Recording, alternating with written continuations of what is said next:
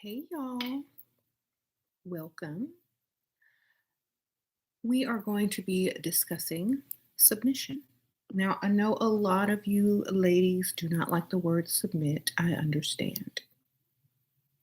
No worries, because most women these days are never going to submit. And I'm going to tell you why. Or I'm going to tell you what will make a woman submit. And a lot of times, women don't find these qualities in the men that they're dating. So, therefore, they really never have to submit. So, if you're a lady and you are running into some of those guys that are saying, well, what are you going to do? And I want a submissive wife and all this kind of stuff. If you have to ask her to submit, she won't submit. I'm going to repeat that. If you have to, if submit comes out of your mouth as a male, you don't have what it takes to get a woman to naturally submit. So give it up.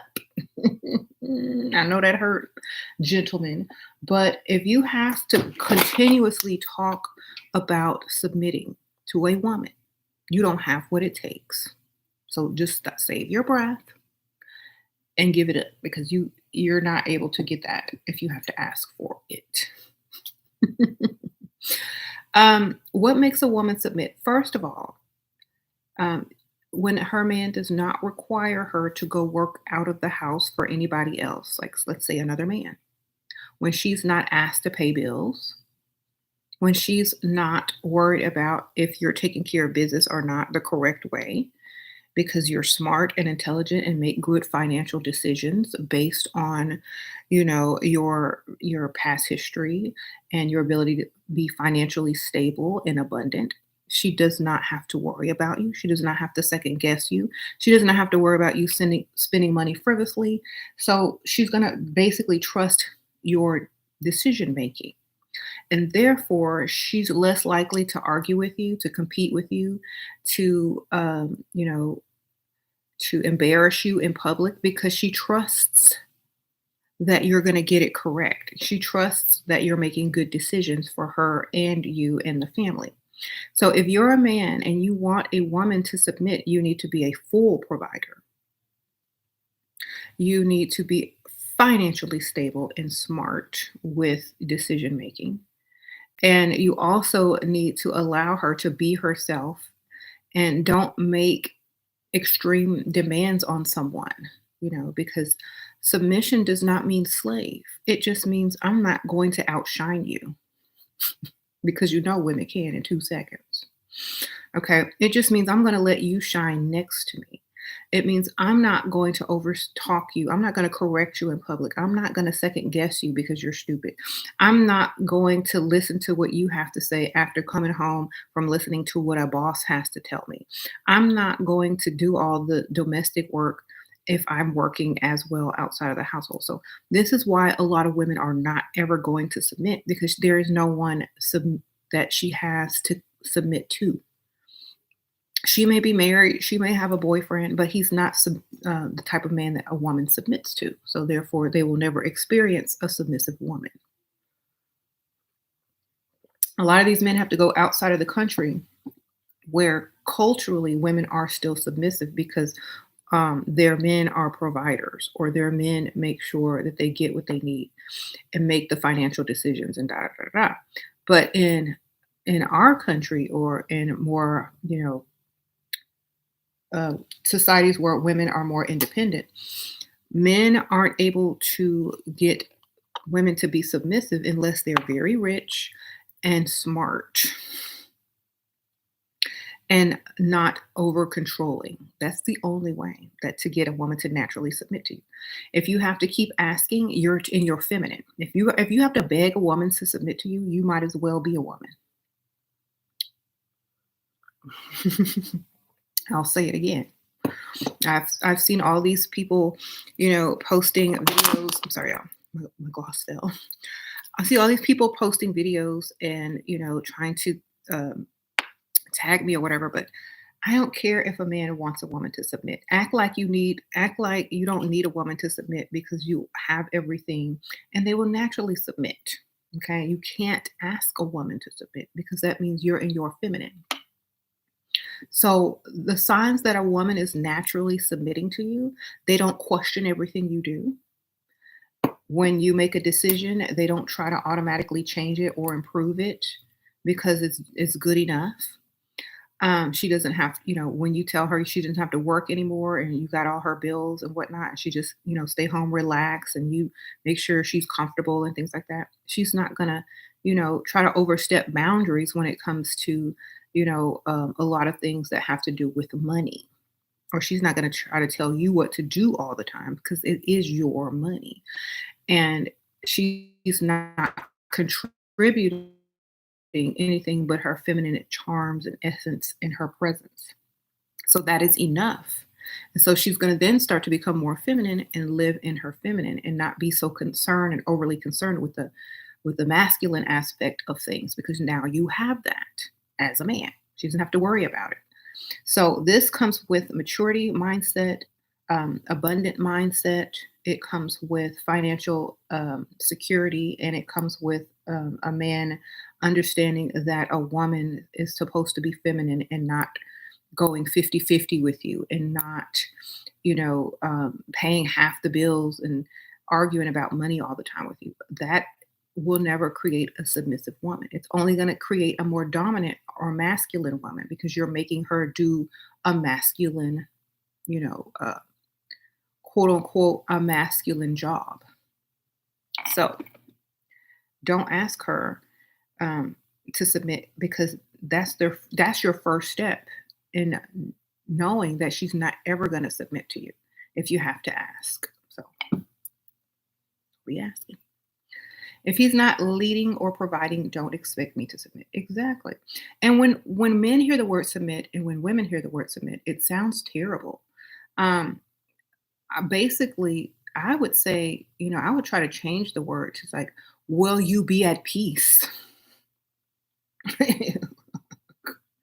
Will you be at peace with me? That means, will you not try to argue with me? Will you not try to compete with me? Will you not try to correct me? Will you not try to outshine me because, I don't represent the family? Will you not try to, suggest things after I've already suggested something just because, they're not good enough? Is my thinking good enough for you? It's a level of trust when it comes to your masculinity. So submission comes from trust in your masculinity. If a woman doesn't trust your masculinity, she's never going to submit to you. Okay. So you have to think about that. There's something about you that she doesn't trust, and it is most likely some of your masculine qualities that are not adding up. So go back and check yourselves, men, before you ever, expect any women in your lives to ever submit to you. Only Pick Misha will pretend, and quote unquote, pretend to submit just to have a man. But don't ever get her mad because she will put you exactly in your place as a feminine man. You don't have to ask women to submit. And desperate women will submit temporarily until you get them mad. So be careful with that one too. Okay. Is trust a feeling? No, trust is when you are able to sleep well at night, knowing everything is taken care of and you have zero worries about what this man is responsible for in your life. Okay. So, for example, you don't have to worry about no bills being late. You don't have to worry about, him spending all the money. You don't have to worry about, you not being able to go shopping and spend money like without having to check your bank account all the time. You don't have to worry about a lot of things that, some women have to worry about when they're dating immature men who are not financially stable. You won't have to worry about anything. You're going to be living a life of comfort and luxury. And so you're going to allow him to just do his thing without always having to butt in because everything is there when you need it. So why even question it? Why even bother with it? Why even waste your time on it when you could be doing self-care, taking care of yourself, and focusing on whatever makes you happy? You know what I'm saying? So if you don't have that and you're always second guessing that person, second guessing that, I'm sorry, you can never submit to him because you're too busy trying to correct him, trying to make sure he's doing everything right because he's not trustworthy in his masculinity. or his ability to provide. So women are always going to butt in if you can't do the job correct. Because I feel like women know how to do your job, men. We know how to do your job. It ain't that hard. So we're able to do your job plus our job. When you allow us to just do us and you are in your masculine, we are less concerned with whatever it is that you are, doing. If you're doing it correctly or not, if you're handling business correctly or not. If we see that you have a good record of handling your business correctly, we can focus on ourselves again and be in our feminine. But masculine men, you know, they allow women to be in their feminine 100% because they are responsible. Okay. And that's how you get a woman to submit. You have to be your best version of yourself. You can't just come in all dusty and crusty and talk about, I need a woman to submit. No, it doesn't work that way. Yeah, y'all hit the like. Thank you guys, while red sprinkle sprinkle. Y'all hit the like button if y'all agree with this, ladies. If y'all agree, I want to see that like button. I want to see all them likes go up if y'all are agreeing with this. And I feel like a lot of men understand this on a deeper level. They just don't want to put in that work. Uh-oh, Star Ruby, sprinkle sprinkle. Y'all hit the like button if y'all agree because I know y'all do.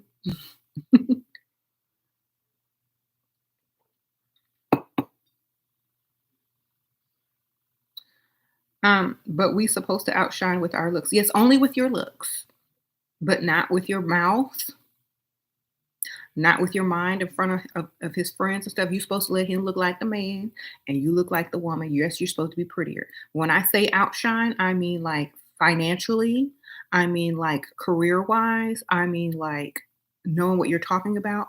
I mean like intelligence, because then that just means you're with someone beneath you, you know. And so even if you allow him to shine and you kind of just keep your mouth quiet and be the pretty wife or whatever, it's fine because he's supplying everything you need. Now, does this mean you don't have a career? Does this mean you don't do anything for a living? No, it means that you have options. You don't have to, or you keep all of your money, or you're able to do your own little side business because you like to do it. It doesn't mean that he's asking you for anything financially. Okay. You said women love options. Yes. Do you pretend to submit if you have narcissistic personality disorder? I have too much pride to be cooking, cleaning. Make up excuses of why you don't want to do those things and make it in a feminine way because submitting doesn't mean cooking or cleaning. Okay, that's another false misconception. Submitting doesn't mean being the maid because if he has money and he's financially stable or he likes cooked food or clean environment, he should be able to handle all those things as well. So for example, if he wants to hire a maid, he can hire a maid to come clean. If you feel like cleaning, you can clean if you like. If you feel like cooking, you can cook if you like, but it is not an obligation. Okay. So, for example, there are a lot of women who probably stress out over what am I going to prepare for dinner tonight? What am I going to make for, dinner this weekend? I have to go grocery shopping every day. Your life becomes cooking and cleaning, and that's not a life at all. So, maybe you can cook once or twice a week if you choose to.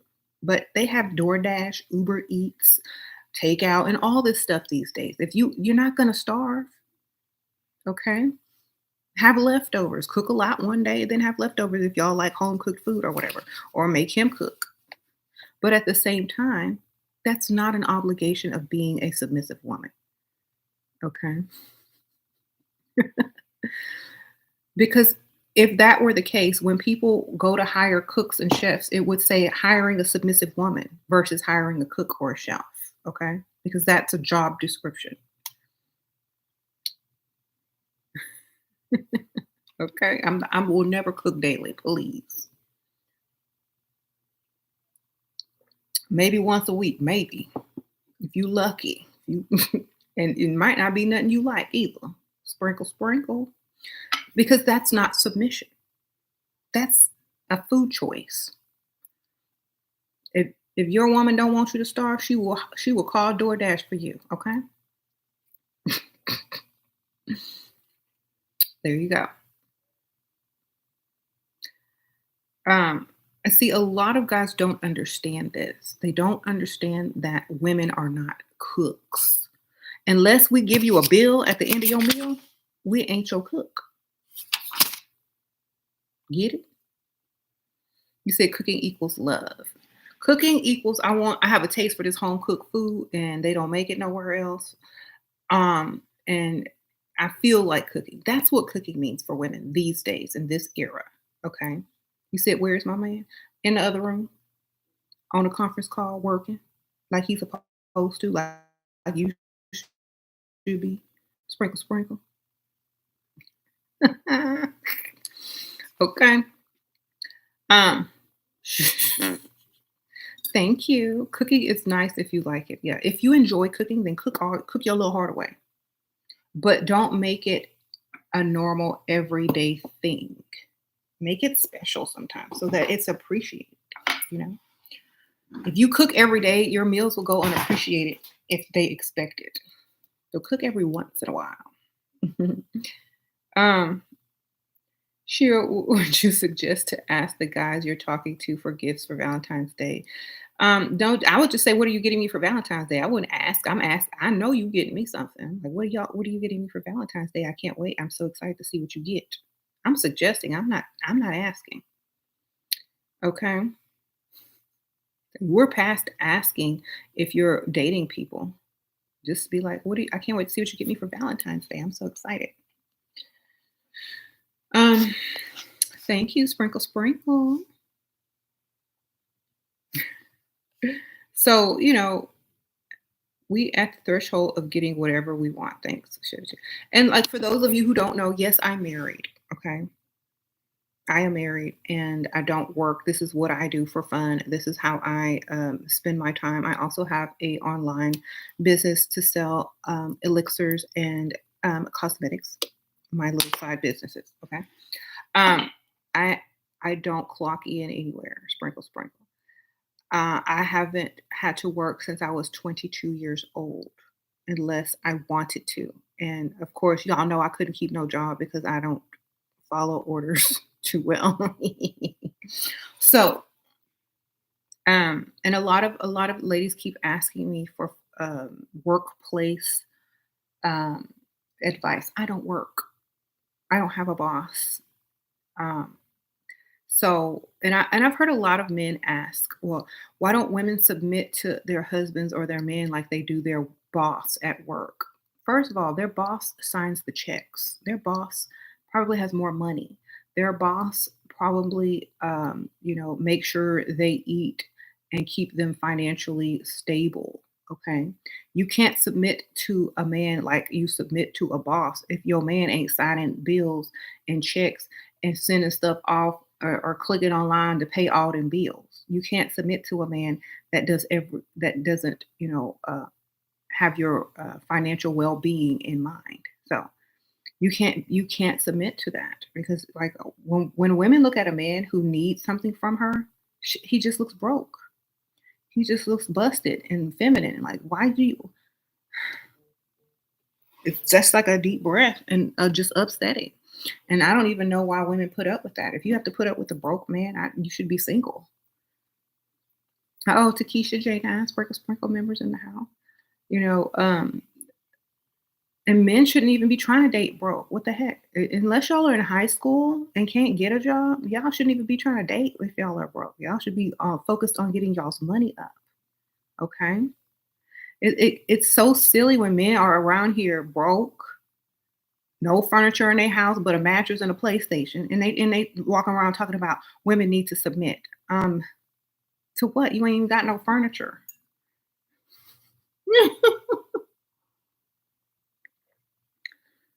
Sir, you don't even have a house.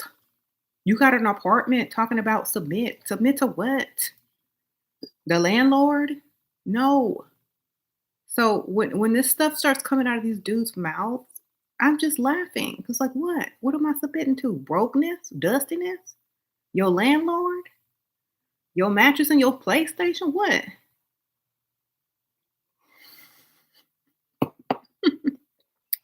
No, thank you. Um, So yes, we're beyond that. Like, and we need to know, like, a lot of guys are walking around.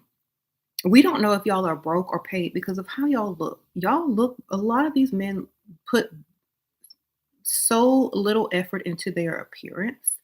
And I'm not talking about, upkeep on their face and hair. I'm talking about clothing.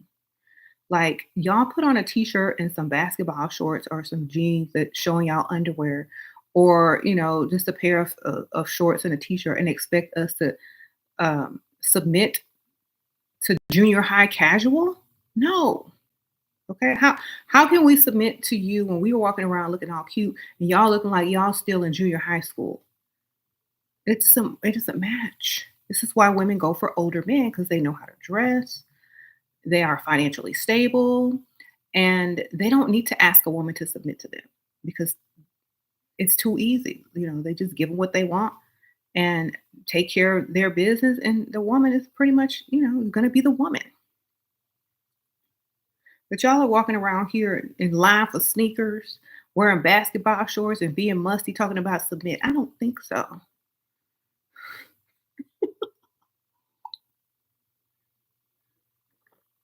You better submit to some deodorant before you talk to me, okay? Anyway, um,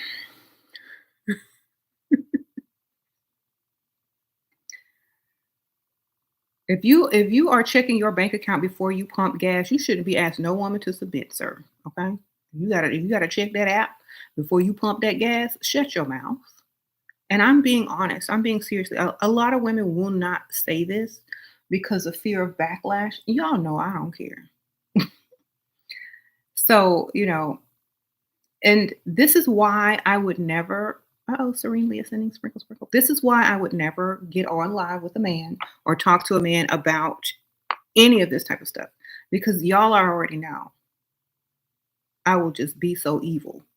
And if, especially if they're, talking about submit and cooking and cleaning and all this and that. I couldn't, because y'all know me. I don't have the patience. Um, there was no question that they could ask that I couldn't answer and slay. Okay. And the point being is, you can't submit to someone you don't respect. You can't submit to someone you're not proud of. You can't submit to someone that you are better than financially. You can't, it's hard. You can't. So you can't submit to someone holding their hand out at bill paying time either. It's too hard. You can't submit to someone who's stupid either, because they're going to embarrass you and you're going to have to correct them eventually. So if y'all want women to submit to you, then you need to be smart. You need to have money, goals, and understand that you are a provider. Period. If you don't understand that, then you're never going to find a woman to submit to you unless they're just acting. And then when they're done acting and you gotten on their last nerve, they're going to let you have it and tell you, just how sorry you really are. Okay? You said women are expensive. Yes. Women are expensive. You need to be financially stable before you try to seriously date a woman. Now, if y'all are just trying to hit it and quit it, then you know what? There's too many pick out here for y'all to be worried about us over here, you know? Or if you hit it and quit it, don't be trying to get back. So honestly, if you don't have enough to sustain and support a woman, stay away from her. If you can't improve her life, stay away from her. She will never submit to you.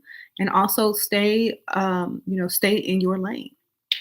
Don't start talking about stuff you have no idea about.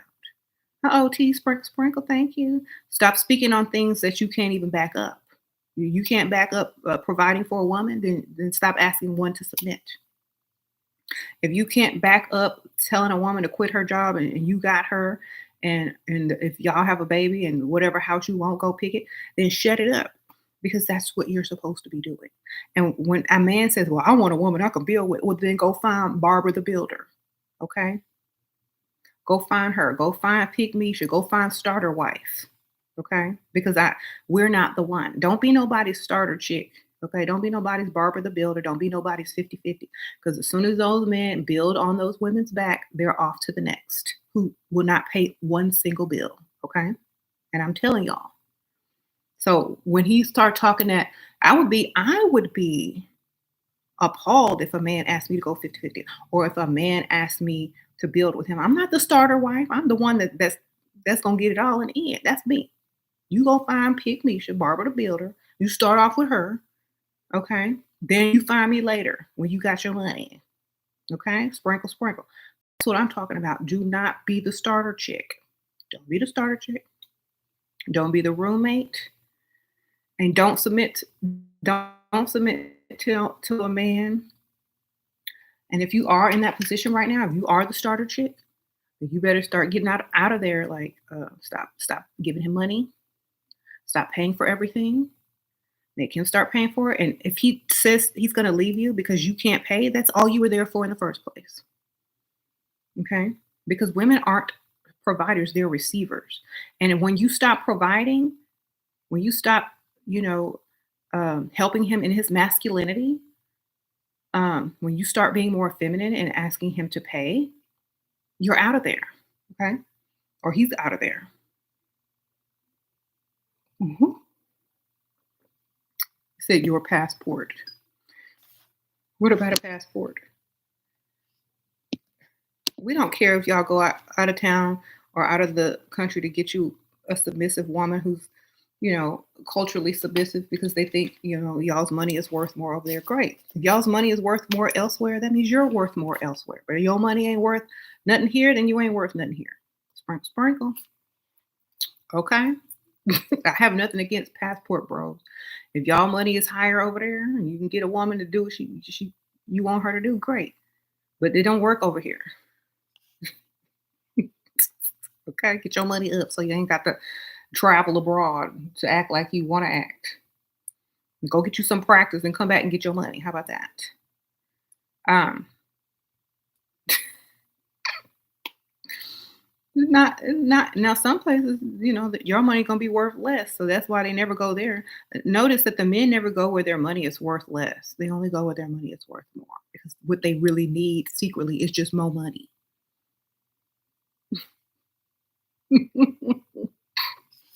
If that were true, if passport bros really were looking for quote unquote real submissive women, they would go and travel where their money was worth less if women really wanted to submit to them. But no, what do? They go and find a place where their dollar is worth $50. Okay? Because what they secretly need is just more money. So instead of figuring out how to get more money, instead of creating multiple streams of income, they just go get a passport and go where their dollar is worth 50. Okay. I mean, it works for them, but it's not something permanent. You said giving call center checks to Maria in Brazil. Well, Maria need her money too, so I ain't Maria, get your money. Because women all around the world about their money. That's why men go where their money's worth more. Sprinkle, sprinkle. Some men have lots of money and they still don't submit. Because what does submit mean to women? Submit means something different to different people. It doesn't mean being a slave, cooking and cleaning. It means I'm not going to overtalk you. I'm not going to correct you in public. I'm going to let you make good decisions, major decisions without me having to interfere, go through everything with a fine comb. It means that, you don't really have to worry about me because, I'm going to be here because you're paying these bills. That's what submission means. And if you think it means slavery, well, you have a different definition. And it doesn't mean you can get sex whenever you want either, okay? It means if you act right, you might get some. And see, men don't realize that. Um, Women have free will over their own body, even in marriage. So if you even married to a woman and she says no, no mean no, period, no matter what. And if you think the word submit is going to override that law, you must be crazy.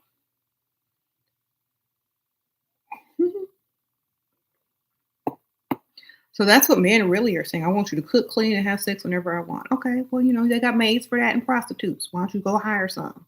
They're probably gonna be cheaper than a wife. Okay, only men with like men who want status and legacy, wife women. If you just worried about the basics, then go hire someone. Okay,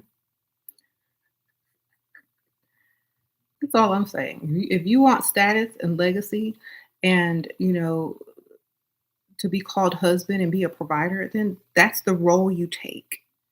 That's the role you take. You don't have to beg your woman to submit to you. That's the role you take. Okay. If you can't afford it full time, just go hire some part time work. Go hire some part time prostitutes and go hire a part time maid. And there you go. Part time cook. And that way you save all your money. You go to get your passport and go out of town whenever you feel like it. You know why? Because that's all you can afford. And until you can afford more, then don't complain about it. Exactly. Like I have nothing against you hiring prostitutes, going out of town, or nothing like that. I mean, that's on you. When you write your life story, it's gonna be full of traveling and prostitutes. So you know what? Good for you. Proud of you. I'm sure your mama proud too. But at the same time, when you leave behind your legacy, when they write your obituary, he was a traveling man, he was a rolling stone. All the prostitutes gonna be at your wedding. I mean, your funeral. Sorry, because you're not getting married. All the prostitutes gonna be at your funeral. You have, a little tropical plant scent from Maria in Brazil, and that's about it. Okay, so do what y'all do, but no one's gonna submit to brokenness or inability to make good decisions, or be someone who's immature and can't get it together. No one's gonna submit to that. So don't even ask.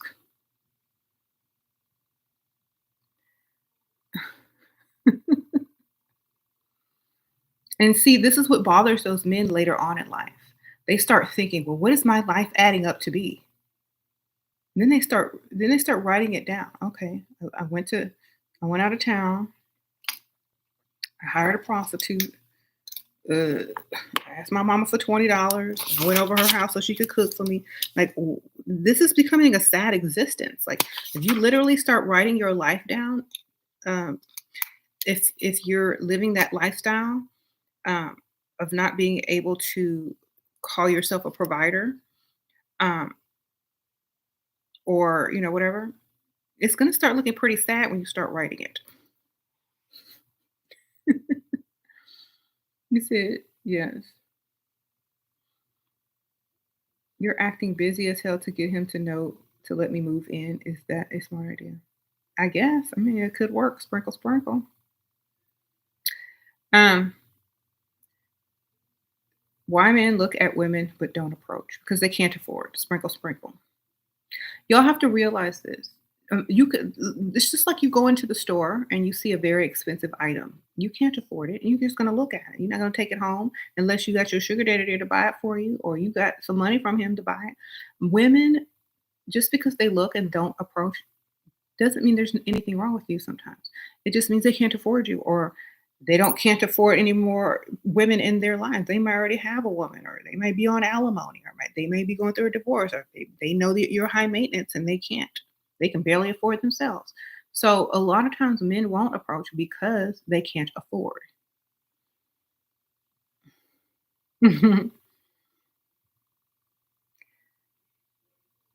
um, But a lot like this video is not getting on men, it's just reminding men what they're really supposed to be doing in life versus what they're trying to do. Because what they're trying to do is not very masculine. It's very feminine on their part. And then they wonder why a lot of women don't respect them anymore or are repelled by them because feminine energy repels feminine energy. And so we don't it's not women that are against you or that women hate you. It's that we're repelled by you because you're feminine. Just like a lot of men will say they're repelled by masculine women. Um, it's the same thing. So if you're not getting, the time of day from a woman, you need to go, man up, literally. Okay, man up. Don't come to a woman unless you can improve her. That's it. You can't make her life better, and I'm talking about on every level. Then don't step to her. Stay away. This is why a lot of men don't approach because they can't improve your life. Either guys have to step up their lifestyle in order to improve ours, or they need to stay with their passport and they call their call center job, their Uber job, and their escort service. That's they need to stay with because otherwise they can't afford you because they're not able to get to that higher level. Okay, and men tend not to care, and they will live in that mediocre lifestyle until they hit the age 45, and then they're going to start seeing their entire life wasted. Then they're going to try to hurry up and get married to some unsuspecting chick who's desperate, and then try to do 50-50 with her when they're all tired, and it didn't work out for the best. And so if you're not going to pay bills, then stay out. Stay out of women's way. Go away. If you're young and like in your 20s or early 30s, focus on your money. Okay, focus on your money and don't try to get into serious relationships. Okay, focus only on your money and stay away from serious relationships. Um, until you can afford one. That's the best thing I can tell you. You said, Shira, have I ever been a pick me? Yeah, when I was a teenager. I think I was a pick me for one or two guys as a teenager, but when the teenage years are over, then pick me years was over. Okay, sprinkle, sprinkle. What to say to get guys who say you never call me? Ask them if they lost your number. Sprinkle, sprinkle. Or tell them the man's supposed to call the woman. I think men are supposed to chase. Women don't chase. You're supposed to call me. Okay.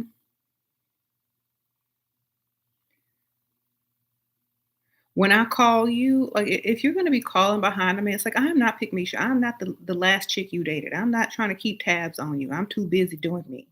You know, don't have to say it like that, but that's what they expect. If they dated Pick Misha in the past and she always calling and texting and stuff, and you don't, it's gonna look weird to them because they're used to Pick Misha. So when they start dating women like you, when they start dating women who don't call all the time, they're not used to that. They're used to Pick Misha. So just say, you know what? Men are really supposed to do the calling, right? Like make them think it's their idea. Men are really supposed to do the calling, right?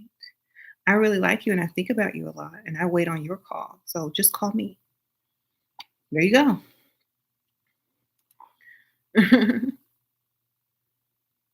otherwise, this is called stalking.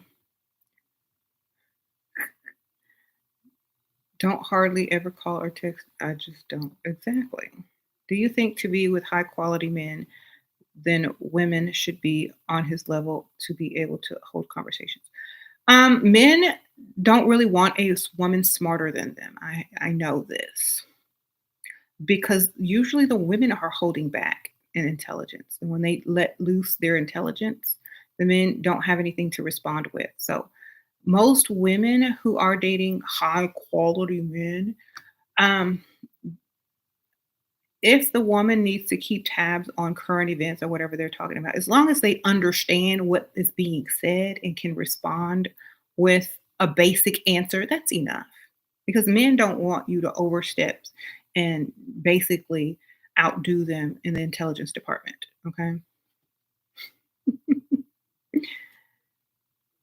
Or they don't want you to sit there and argue and disagree with them about something they think they're an expert on. So you just agree and shake your head, and that's interesting. Tell me more. That's basically it. You don't really have to know too much. hmm Um,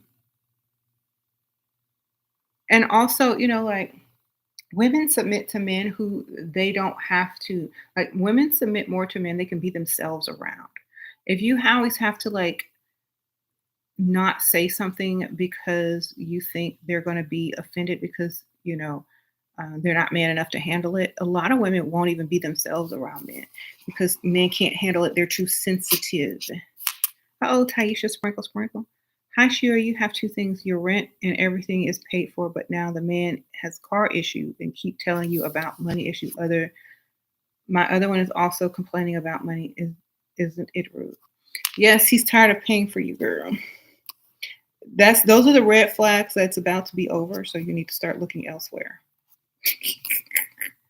Sprinkle, sprinkle. Those are the red flags. Tell her, ladies, those are the red flags that pop up when they're about to either uh, cut your money short or that you need to go get another one. Because I thought people had insurance for cars, and I also thought people had, like, if they're giving you money, they should be able to handle their car money. So to me, it's saying they're not financially responsible if they don't have enough money for their car and you, and they're trying to give you money, like they're trying to balance something that's going one something's going to give. You know what I'm saying? So they're not financially stable if they are making, financial decisions based on their car. So I would be looking for another one. Shira, how to have other options while married? The same way you have them as you're single. Sprinkle, sprinkle. The same way married men have options. Sprinkle, sprinkle. Okay, that means the same way. That same way married men have options. Think about it. How to become a man's first choice to get all the sprinkle, sprinkle. Act like you're always the first choice and that you don't compete. Act like you deserve everything that you want. And I say act feminine, act like a princess or a queen, and that's how you'll get treated. You can't be insecure. You have to be highly confident. You have to have your standards and you do not bend them. Okay. You said thank you. You're vetting new ones now because I personally do not care about a man with money issues. Exactly. So they're trying to let you know in a subtle, quick way that you need to be looking elsewhere. Sprinkle, sprinkle. Okay. You said insurance don't cover car problems. It covers accidents. Well, here's my thing. If you're giving a woman money, you should be able to cover the maintenance or any car problem that should ever occur if you are a financially stable man. You know what I'm saying? And when I say financially stable, I don't mean living paycheck to paycheck. I mean having a savings. I mean having emergency backup plans, several streams of income, and money for car problems should they occur, because we all know cars aren't these perfect things, right? So, what I'm saying is, I don't want our relationship to have to go from here to here if your car start acting up. That's not financially stable, and so I'm not understanding like that. Like if I'm going to be dealing with you, you got to be smart enough to have that handled before it's a problem. You know. So that's all I'm saying. That's all I'm saying. Like, don't come to me with car problems. That means you're financially unstable if you don't have the means to solve that. You want to start a new roster of high quality men. How do you start attracting those type of men? By going out and looking cute, feminine, and being in your feminine energy. You're going to attract masculine men. Um, and I always say try happy hours, lunch, breakfast time, because they're not going to really be out in the clubs at night, especially if they're you know getting that money, because they're going to either be working or running their business. They might go out every once in a while, but you're not going to find them in the club every night with the dusties. Okay.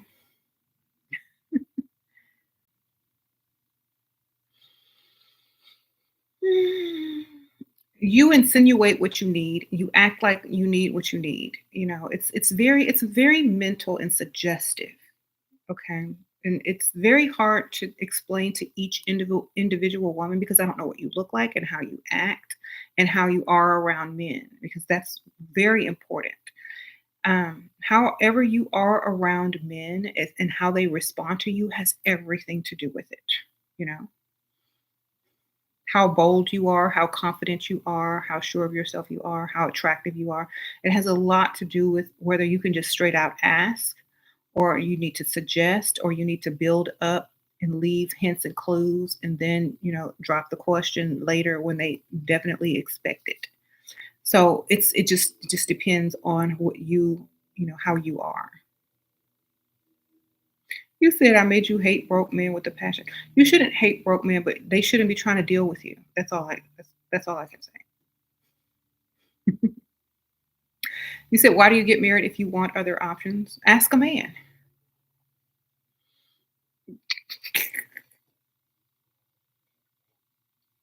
The same reason you can go out into a bar right now and get hit on by a married man. That's why. All right. It's not it's not wrong to hate them because they don't treat you the way you should be treated. I don't hate anyone. I feel like you just don't deal with them. You don't have to hate people, you just don't deal with them. Okay. These are the same men that are supposed to put so much into women that want other men outside of the marriage. But these are the same men that are supposed to put so much into women that want other men outside of it. Honestly, people are human beings. They're going to want more regardless. And they're going to do what they want to do. Just like if a woman cook clean, wash her man dirty drawers, give him sex when he want to, that doesn't mean he's not going to be out in the bar trying to get somebody else's number. So what I'm saying is even the playing field, because a man is not going to do what he expects his woman to do, especially if he's given options. So what I'm saying is a married man and a married woman, they all have options. And you have to understand that. They all got options. They might not use those options, but they're there. Okay. This proves my point. If you're mad about that, then the woman should be mad about other things. Unless you come straight home from work every day and your whereabouts are always known by her and and you're 100% faithful, then, don't complain.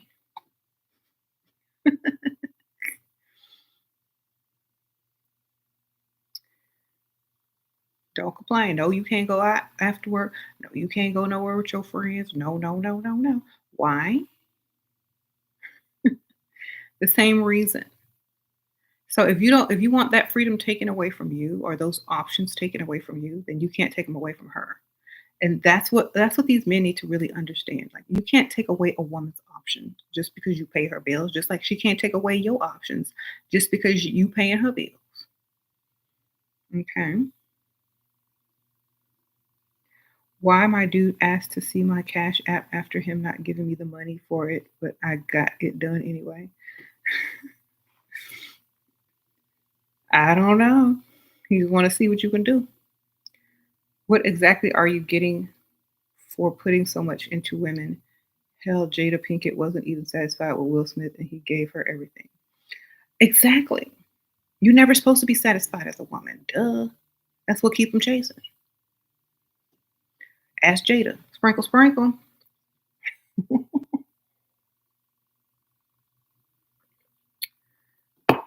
It's never going to be enough. That way you keep going, you keep chasing, you keep doing what you got to do. If you think you have done your job, then you're going to try to stop, take a break, and go do something else. No, you ain't done your job until you gone.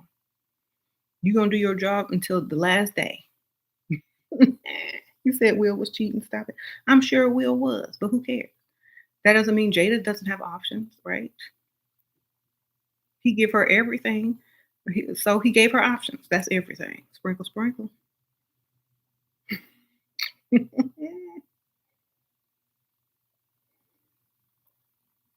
So men get mad when men get more mad about that than women do because they know, now women are also doing the same thing and it's not fun when the rabbit got the gun. Okay. It's like it's no fun when the rabbit got the gun. So all I'm saying is stop. Y'all already know better than that. Women know too much now. It's just like whatever. Everybody got their options and they're gonna keep them. And they can use them when they need them. Okay. Because of the court system? It had nothing to do with the court system? Since when of having options have to do with the court? You said it traps men. You can't trap a man. They said I do. They trap themselves. Okay, sprinkle, sprinkle. Um,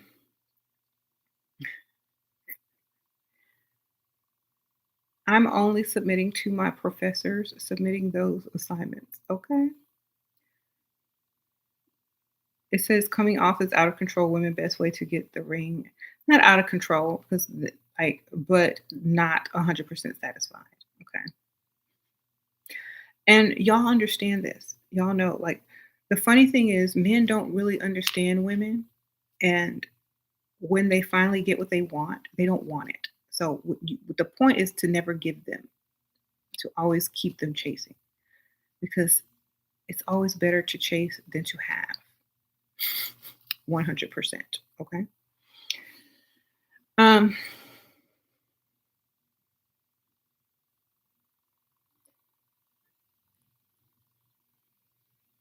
if they don't want to provide or protect, you will not submit or give affection. That's true. So, if you want, like, think about this. And also, if you have kids, now listen to this. This is a huge part of it. So I need to address the kid part. If you have children with this man or a man that wants you to submit, the children are going to look and see who is doing the most, who's the smartest, who makes the best decisions, and all of that. And if you watch children, their natural submission to the parent shows you which one is the most influential. Okay. And a lot of times you're going to see it bend towards the woman because she does more, she's smarter, she knows more, she can do his job and her job. And so, in order for children to see a balanced household, the man has to do more. Okay. Otherwise, they ain't going to listen to him. They're not going to respect him. They're not even going to, the children ain't even going to submit. So, why would the woman if the children don't? So y'all have to get on y'all game. Y'all have to get y'all money up, and y'all have to be worth submitting to. Okay. Otherwise, it's a joke. It's just going to be a joke when you ask. Um, People just going to giggle and laugh. What can you suggest to grow your femininity and play the smart game? Just practice everyday self care, doing the most, dressing more feminine. Um, mhm. Sure, if children are submissive to the father, what does it mean? It means they respect him and they see him as somebody that can answer all their needs and problems and issues. Do you think professional goal digging is learnable, or is it the charm and it's all of it combined. You can always learn more, and you can always use your own charm and femininity to add your own little special touches to it. Um, Your man pays for everything and does everything for you, so I'm able to sit pretty and be more feminine. That's right. Mahogany Fox, Mahogany Locks. Sorry. I'm so happy that you get to live in your feminine. Um, you say he threatened to leave you to show him your cash app. He think other men are sending him money. So then he needs to start sending you money. Tell him to put you on that automatic deposit from his bank account. Then you can delete the cash app and bring it right back when he don't his deposit don't go through. Okay. It's like if you worried about me getting a cash app from men, then put me on your direct deposit. Make sure some of your check is going directly to me. We don't have to have this problem. Hmm. And the reason I say this, first of all, if you're committed to that person and you are totally off the market, then he needs to be providing for you. If not, then you put yourself and keep yourself available. Okay.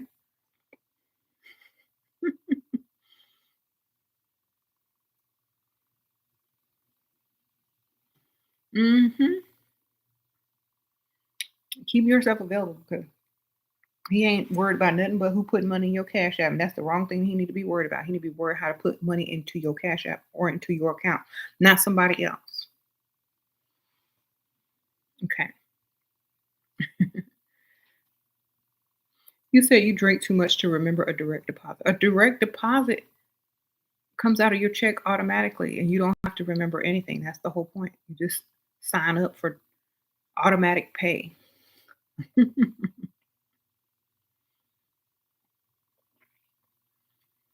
Does it mean the mother isn't smart enough if the children are submissive to the father? It means they don't trust you enough with whatever they're asking or doing.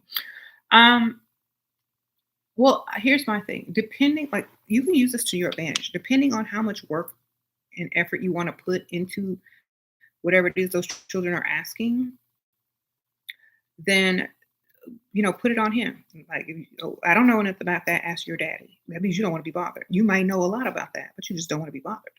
So you say, "Ask your daddy." Um, or, if they don't ask you for anything because you're not good at anything, then of course that's what it means. But a lot of times, I don't know if you have boys or girls, but a lot of times boys go more towards the dad and girls go more towards the mother. So if you have both, maybe you need to start having more activities. Like, do you just cook and clean, or do you have hobbies? Are you good at something? Is there something that you do that they can be proud of? Do you represent them in a certain way? Do they want to be like you in a certain way? Are there talents and skills that you have? So allow some of those things to shine through if you want more, recognition. Okay, your boyfriend pays for everything, but he's controlling. I don't know what to do. Boyfriend can't control you. Do you have a ring on? Do you have a marriage license?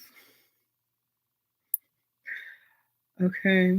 And just because they pay for everything, are they giving you money though? Like, do you have shopping money? Can you go shopping when you want? Or you drive the car you like? Because you can't control me. You ain't gonna control me with just some little bill money, okay? You know what I'm saying? Like, do you have everything you want? Because you can't be controlled if no.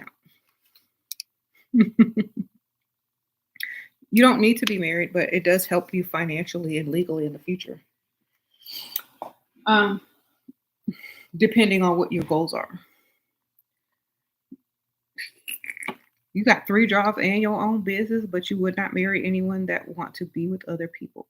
Well, how do you know they're gonna wanna be with other people? They may only wanna be with you until years into the marriage. Then they might change their mind because, you change or something. I mean, or vice versa. You might marry somebody and pay all their bills, and then some chick come along and be like, "Hey daddy, how you doing?"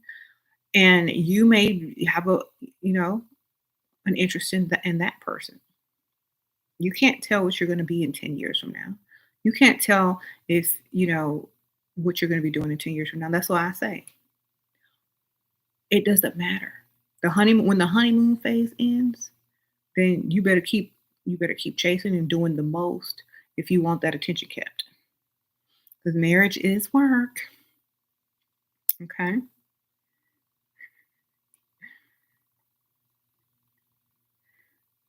So for example, like, if let's say you marry somebody, indigo sun, and you don't compliment her every day, or you don't tell her how beautiful she is every day, or you don't buy her gifts and nice things all the time, but somebody else is giving her that attention, what she's going to do, compare you to them, and why ask herself, why are you not doing that for me? You don't love me no more. You're not in love with me no more. With this person is showing all this interest. So what do I do? And just like a woman, you at work or running your businesses, and your wife doesn't pay attention to you no more because she's too busy with kids and stuff like that. And then this young chick giving you all the attention, talking about you so smart, you so nice, you so this, you so that, batting her little eyelashes at you. Then what? Those are options. That doesn't mean you want them. That just means they're there. And whether you act on them or not is totally up to you at the time. So it's not like you don't have a choice. You're going to marry somebody and they're going to always have options. This is what people need to understand. People are people. They're always going to have options, no matter what. And so this is what a lot of men and women need to get into their heads. You can't control people. You can't, if you can't even control yourself, how are you going to control somebody else? You can't control what other people are going to do. You just get married and do your best, and if it don't work, you can't really control what people do. That's the realest thing you ever gonna hear. Okay. All right. But see, a lot of times this shatters what men think marriage is with a woman. Just like when woman thinks marriage with a man is the same thing. And when then they realize it's not, you're always gonna have options. Always. No matter what. Just because you're married don't mean the options go away. Okay. You said you're a home wrecker. Okay. Speaking of marriage is work. What work are women needed to do besides looking pretty? Dealing with a man.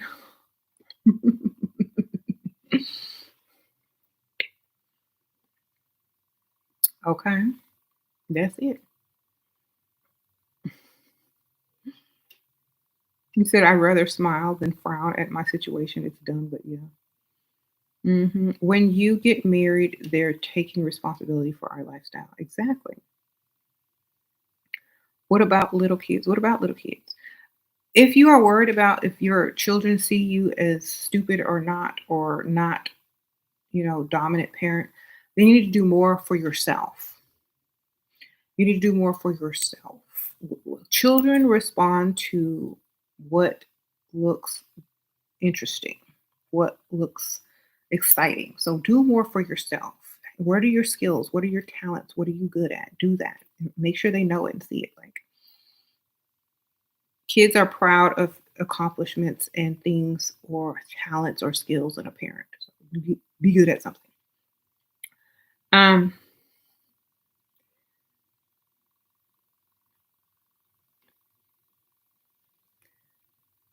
okay. Uh-oh. Muglia, sprinkle, sprinkle, thank you and welcome. What advice would you give to someone who is 28 and wants to improve their life, only had a few retail jobs but don't want to do that anymore, starting all over due to family breakdown? I'm gonna let you need to level up all the way in your looks and start looking at older men because they got the money. Go to nice areas of town, hang out in those nice areas, go to brunch, lunch, happy hours, whatever, whatever, and stop focusing on the young and start focusing on men who have what you want: lifestyle, money. Okay. Um, and make it your job, make it your priority. It's a numbers game. The many times, you get up, get dressed, and go out, the easier it is, the faster you're going to find what you're looking for. The more you stay home and you know, not do anything, the less likely. So it's a numbers game. Get out there and go manifest and find whatever it is you're looking for. Um, and keep going until you find it. And that's it. It doesn't take that long. You just have to be consistent. Oh, Taisha, sprinkle, sprinkle. After telling a man your requirements, he asked me, am I looking for a sugar daddy? I'm 29. He's 69. Again, rude. What do you think you're looking for? He's 69 years old.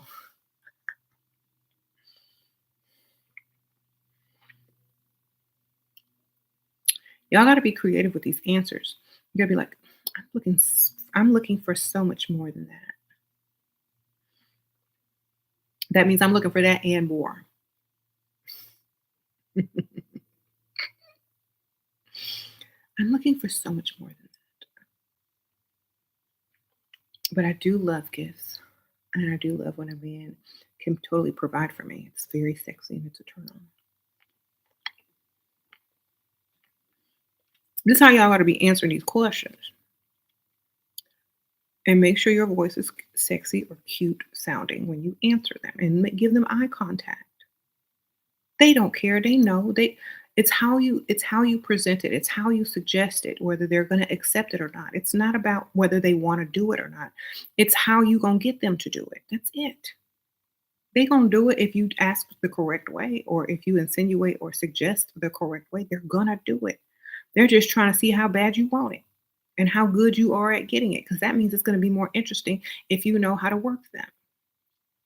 Okay? If you don't know how to work nothing, you're gonna be too predictable and you're gonna be too like, the game is gonna be too obvious. The game is not fun if it's too obvious. Okay?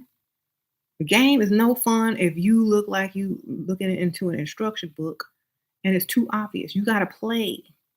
The key word is play, playful, strategic, you know, fun. You see the answer with a lollipop. Yes. You're like, I'm not looking for a sugar daddy, but if that's what you want to be.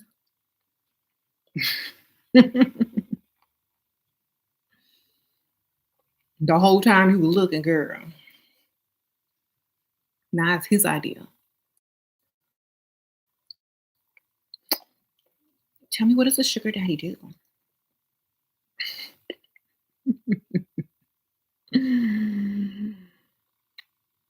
Oh, you look like you'd make a good one, though. It's all you got to do. It's the power of suggestion. It has nothing to do with reading some instructions. You don't want to sound like you're reading an instruction book. You want to sound like you're playing with them. They like it. Um, how to act impressed and grateful, and at the same time, we are used to be treated great and nothing new. You're 33. Acting is the key, darling. You know how when these actresses get roles and they have to portray someone with, less than what they have in their real life? It's called acting. Just act. Thank you so much. I really like this. I really appreciate you. If it's not a lot, like if it's money, be like, every little bit helps. That way they know they need to give more. Or if it's a gift, you'd be like, oh, this is so cute. I love it. So cute. Don't say it's beautiful. Don't say it's gorgeous. Use the word cute if it's like small or you're used to better or more, you know. So choose your words wisely. Uh-huh. You have trouble believing that I am submissive to James because I'm not. I'm submissive as I can get. I'm as submissive as I can get. Unless you make me mad, like, and do something really stupid or mess up, then I can get you. But most of the time, I'm very peaceful and I keep the peace and I'm very nice and I don't try to challenge anybody and I don't care enough because I don't care enough. I'm too busy. But and that's the point of being submissive. Like you don't care enough to get in other people's business. You don't care enough to ask 1,000 questions and be super concerned about something because you know they can handle it. That's literally being submissive. It's not always having to know everything so that you can control it. I don't have to know everything to control it. I just need to control my everyday dealings. And so it's not submission as far as doing what they want me to do. It's me doing what I want to do and allowing them to do what they want to do in peace. Okay. So we have to be manipulative. Of course you do. What the heck? That's what women are. If you give away everything and be nice and tell the truth about 100% of the time, people are going to get bored of you super quick and go find something else that's more challenging. Yes, you have to be manipulative. Not all the time, but sometimes, yes. That's what they like. Do it in a nice, fun way to where they enjoy being manipulated. See, there's a difference. A lot of times people look at manipulation as something bad, but if the man enjoys it and enjoys the back and forth and the play of it, then it's not manipulation because they're going to give it to you anyway. They just want to play with you. You see? So let's say you want something. And instead of just coming straight out and asking, because you know the answer could be no, instead of lying or saying something, you manipulate. You strategically set things up in order for it to seem like it's their idea, and then they don't see it as manipulation. And if they do, they'll admire your strategy, your skill, and your patience to get them to do certain things. And it's almost like they went through all this trouble just for me. Yes. So that's it. That's basically it. They want to see you work for their attention and gifts, but you're working it in your own way, in your own subliminal way, your own strategic way. Okay, they're going to give it to you anyway. It just depends on how good you request it. You said too many women entertaining married men. This is encouraging them, and you're putting your safety at risk. Married men been doing this since they got married, since the beginning of time. This We're not encouraging anything. Married men are always out in the bar asking women for their numbers and all this kind of stuff. They're never gonna stop. Okay. So the men, that message needs to go to the men, not the women. Okay. A man needs to get on the screen and say, "Men, if y'all are married, y'all need to stay out the bars and go home to your wives." But no man ain't gonna say that. Why it's always gotta be the woman's fault? Why it's always the woman? The woman is just trying to get hers. The man already married. If the woman is not married, or if she's not, and the man sitting over there telling lies and telling stories, and or saying he's married but still out looking, then that's his problem. It's not her problem. She's just there to collect her funds and go. Hmm. Somebody got beat up badly for that. People get beat up badly for anything. People get beat up badly for driving down the street.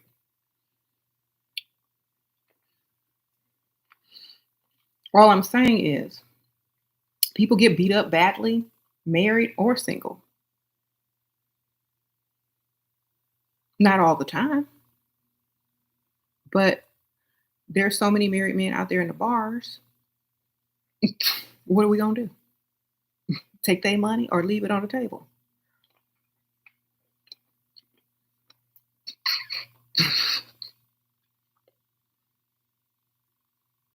I'm taking it. Sprinkle, sprinkle, because they're gonna give it to somebody else if you don't.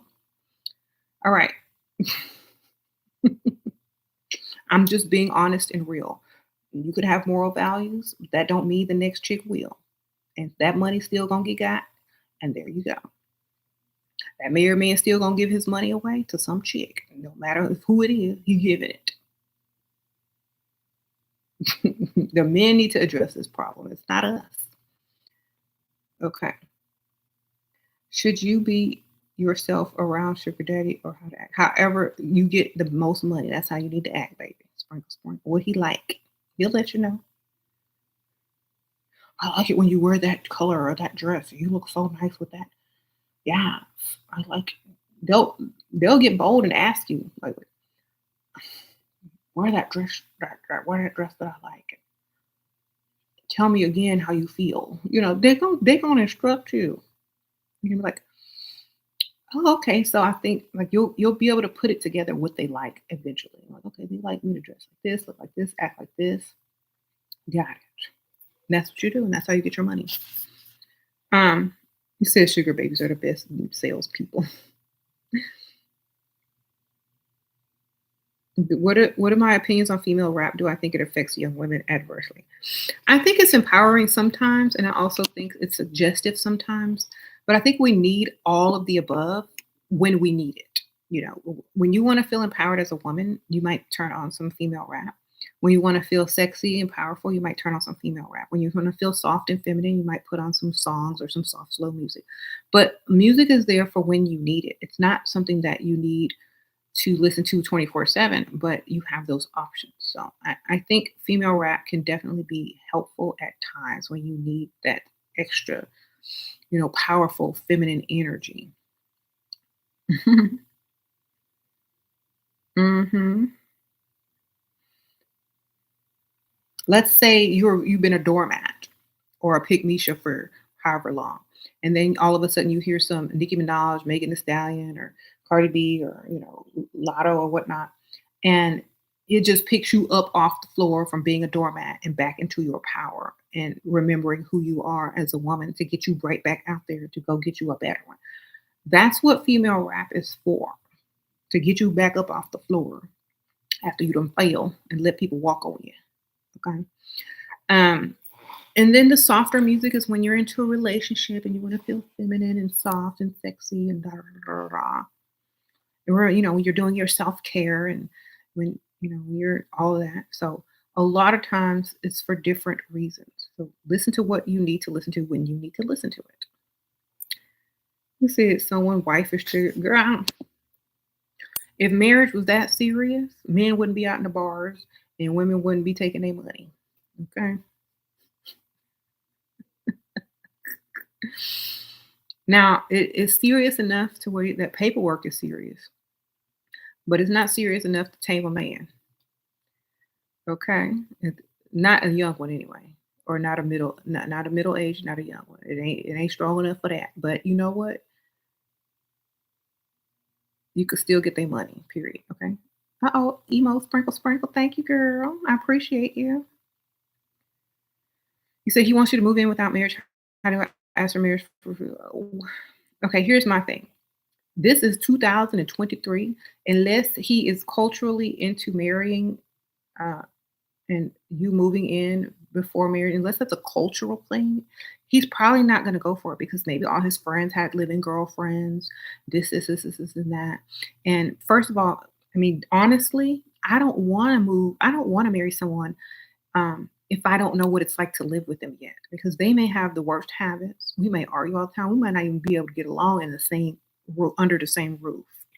You know what I'm saying? So I need to know these things. I'm not cooking or cleaning, period, still. So, it doesn't matter. I'm not going to be doing what wives do. That don't mean I'm doing no laundry. If I move in, you doing mine. Okay. All right. Don't move in and start being the maid and the cook now. Move in and get the star treatment. No bill pay. You don't have to cook. You don't have to do his laundry. It's his house, his washing machine, it's his laundry.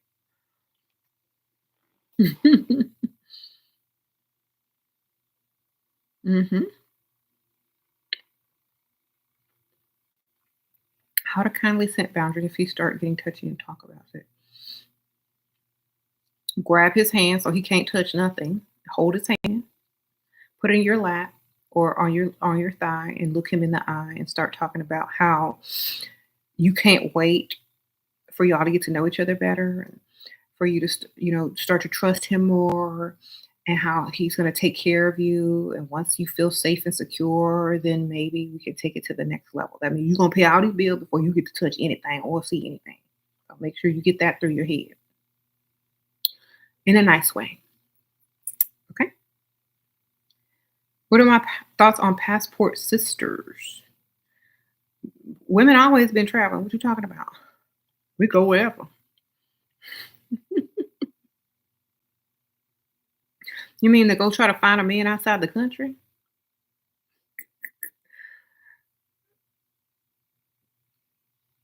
I'm not. As long as they going where the money is worth more, I have no problem with it. Where the man's money in the other country is worth more. They put that where they going, where they're traveling to. Okay. Well, as long as they're getting more money, then I'm all for it. You said Beyonce don't cook and she's wife. Eh, how to handle a man who is scared to commit because he knows I have a lot of options. Um, Honestly, if a man is scared, then he's feminine. Sprinkle, sprinkle away. If he's so masculine, he should be able to crush all those options with doing the most, so you don't they won't even compare as an option. You know what I'm saying? If a man knows that you have options, he's going to go above and beyond so that all those options are no longer options. You know what I mean? Like if you have this man who's an option because he can pay your bills and stuff, your man that's supposed to marry you is supposed to go beyond and above, buy you a house, get you a car, have you some spending money, da da da da. Those options don't look like options after your main man get through. Okay. So if he can't do that, that's why he's scared because he can't. And that's not the one that you need then. Okay. Um, your options, he needs to be better than your options. That's it. Oh, Johnny Sprinkle Sprinkle. How can you get better at manipulation if you're bad at it? Practice. Practice. You can practice on normal people. Practice on, unsuspecting men. Maybe if you work, practice on men at work. Practice on men in the restaurant. Practice on men at the counter. Wherever you're at, practice on them. See what you can get them to do for you. Um, have them go above and beyond for you. See if you could do it. I always test people sometimes when I'm bored, and just to see how far they'll go for me.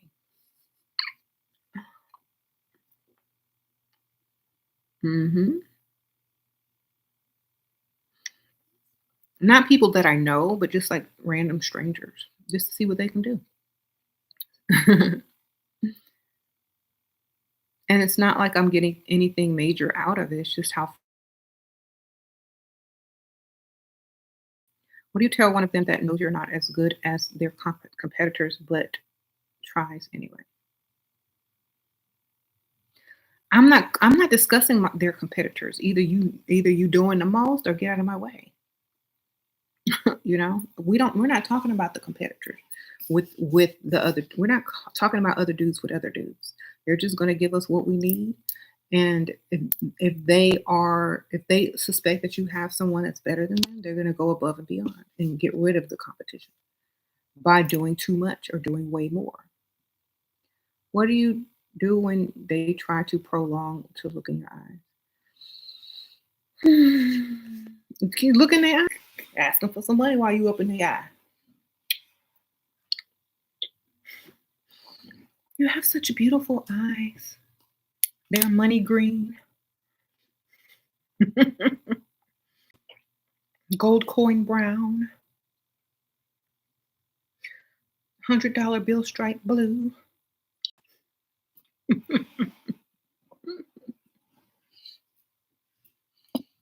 Hmm. You say you 18 and strict parents won't allow me to move out. What should I do? Girl, you 18, move out. You legal.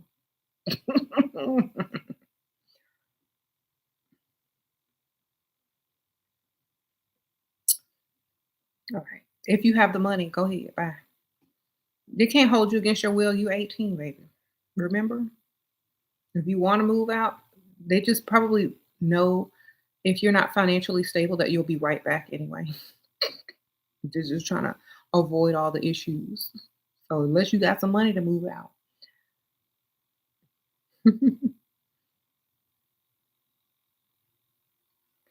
It makes you so uncomfortable.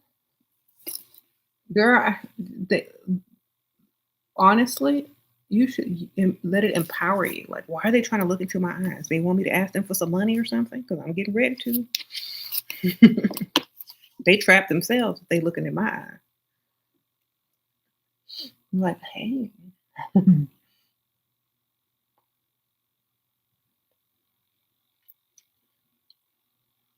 flip the script, baby.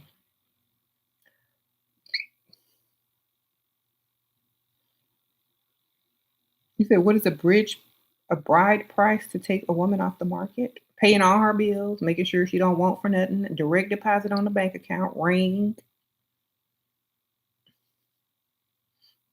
Basically, she don't want nothing or need nothing or don't have to worry about her future while she's with you. That's how you take a woman off the market. Um, what do men think about women who that dress modest and cover up? I don't know. Ask them. Sprinkle, sprinkle. Ask the men in here what they think, because I'm not a man, and so I couldn't tell you the truth. Men, what do you think of women who wear hijab and dress modestly? Okay, sure. Is there a way to leverage on connections or certain people to get close to their wealthy friends? Yes, be invited to wherever they invite you to. Show up, be friendly with everyone, and not like flirty friendly, but like just friendly to everyone, and see if they make the connections with you. You know, it's nicer when they extend, an invitation instead of you trying to get in. It just looks desperate that way. Um, so be the type of person that like, oh, I like you. I'm gonna invite you to my next thing. And then they give you their information versus you trying to get theirs. Okay.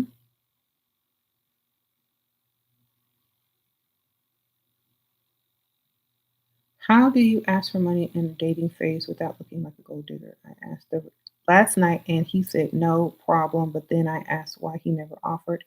He said, you never asked. I'm confused.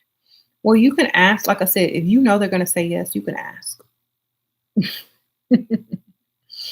Like sometimes we just know y'all going to say yes because we look too good to be sitting up here in public with you.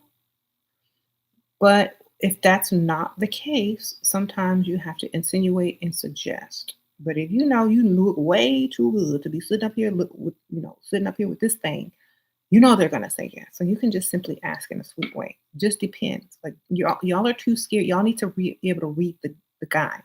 Know the type, know the target, read the guy. If he's ugly, looking like who did it and why, yes, you can ask in a nice way. If he looks decent and can get somebody without him having to pay, then you might need to suggest, insinuate, flirt, and do the rest. You know what I'm saying? Oh, Wonder Woman, babe, sprinkle, sprinkle. Is it okay to play damsel in distress at 33? It seems responsible. It depends on what you're playing damsel in distress for. Like, make it a problem that, like I always say, you paid someone's mortgage and now you're short, or you're helping out your elderly great aunt who don't exist, or your dog needs an operation, or just something major that does not show that you're irresponsible, but that life happens.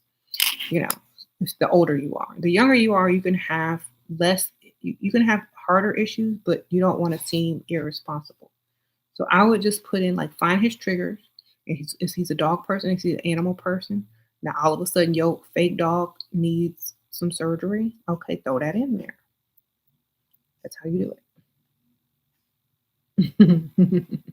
Oh, MK, thank you, girl. Sprinkle, sprinkle. Thank you for the donation. I appreciate you. Um,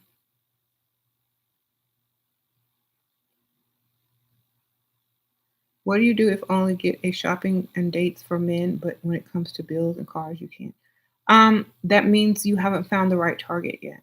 You got to find one that wants you to be in his life on a more, you know, in a bigger way. Like, usually those kind are going to want to have like relationships. So you need to find one that's looking for relationships, but don't say that's what you're looking for. But you need to find someone that looks and feels like they're looking for relationships, because then they'll give you the money. Relationships is like, sugar daddy, sugar baby, or boyfriend, girlfriend, or mistress, whatever. As long as they're looking for somebody to see on a regular basis, you're going to get more money that way instead of just shopping.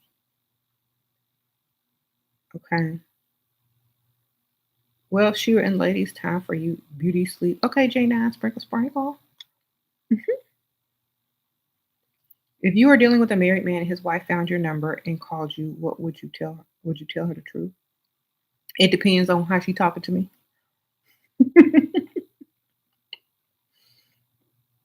And it depends on what I know.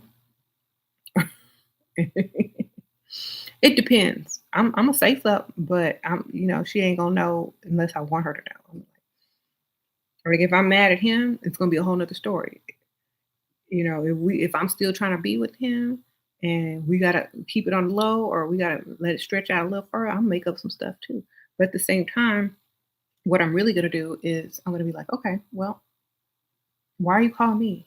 If you found my number in your husband's phone, why aren't you talking to him? Well, I already talked to him. Okay, well then you know the deal. Whatever he told you, that's what it is.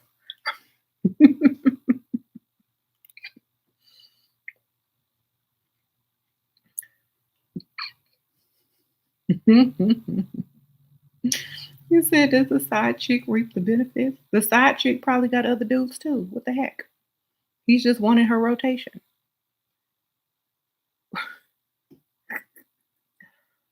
Mhm. Honestly, I don't believe in women fighting women. That's ratchet and ghetto.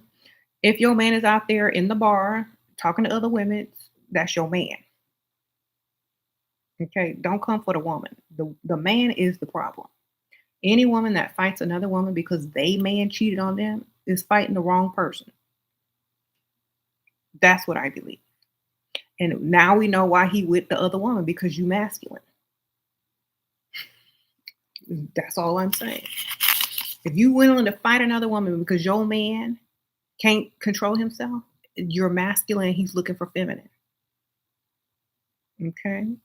You say he wanted you at the end, of course. But at the same time, he wanted someone else at the same time because they're men.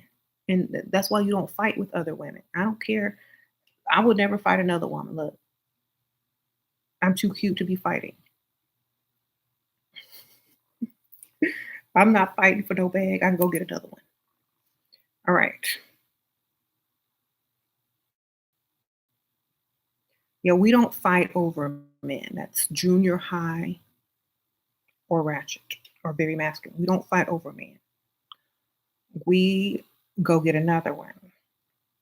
Or we allow them to come back to their senses and bring us some nice things, gifts, trinkets, money when they figure it out. But we don't fight. You can cuss people out, but we're not gonna fight. Mhm. You said never again, just saying it happened. It does happen, but I don't care. Like, and that also depends on who you're dealing with as well. Like, pick who you're dealing with. If you're dealing with ratchet people, you might have ratchet reactions with ratchet people. So make sure you're dealing with people that are not going to take it there. Okay. How old should your target be? Old enough to pay them bills. I mean, you're 55, maybe go 15 years older. Okay. 70.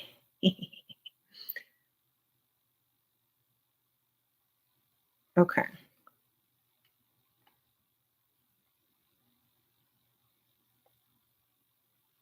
Which is more appetizing to a man of means, a career woman, or a leveled up woman? Not no career woman. Sprinkle, sprinkle.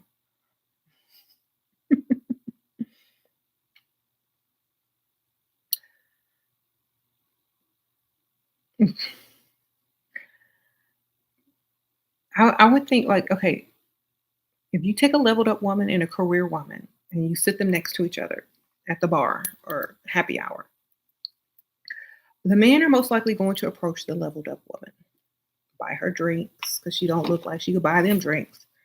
You know what I'm saying? She don't look like she's finna discuss career and work in which they just left. And she looks like she's gonna have fun and she looks like she's gonna be like a break from work instead of more work. So I think a leveled up woman is going to attract men more than a career woman. Career women only attract dusties or men that want to build.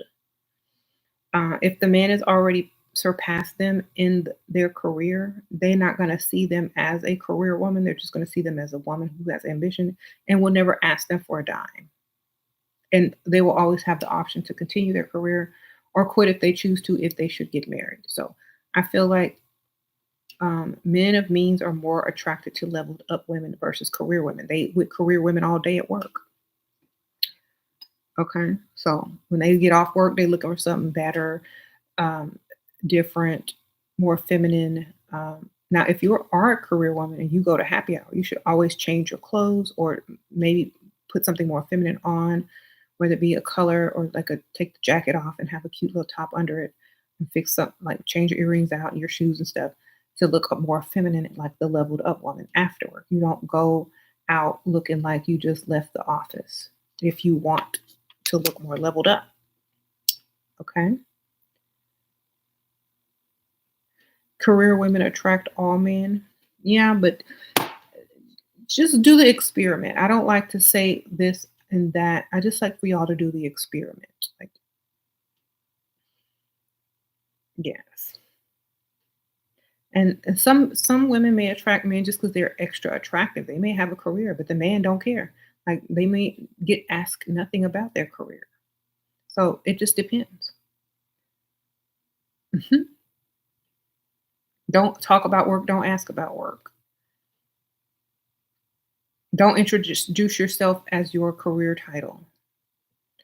Talk about yourself. Talk about, your interests. Don't talk about your degrees. Don't talk about your career. Don't talk about your job.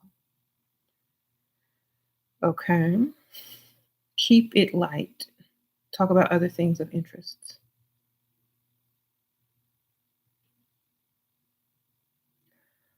So for example, like I've met so many women and, and like a lot of career women will introduce themselves and then tell you their career and then ask you what you do. I'm like, not what you do. I do what I want. I always want to say that.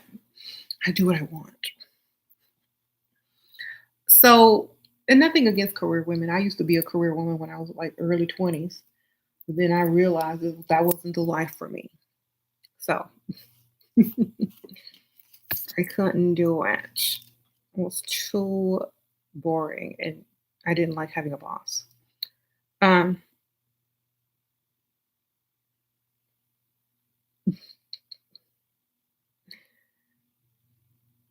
you don't make a woman submit. She's supposed to already be submissive to her partner. Any woman who you have to make submit is acting and you should run away as fast as you can. Exactly.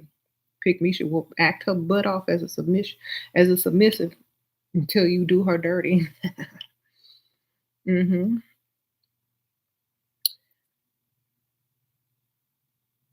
Your dusty ex-husband only dates rich women. He cares what women do for a living. Okay.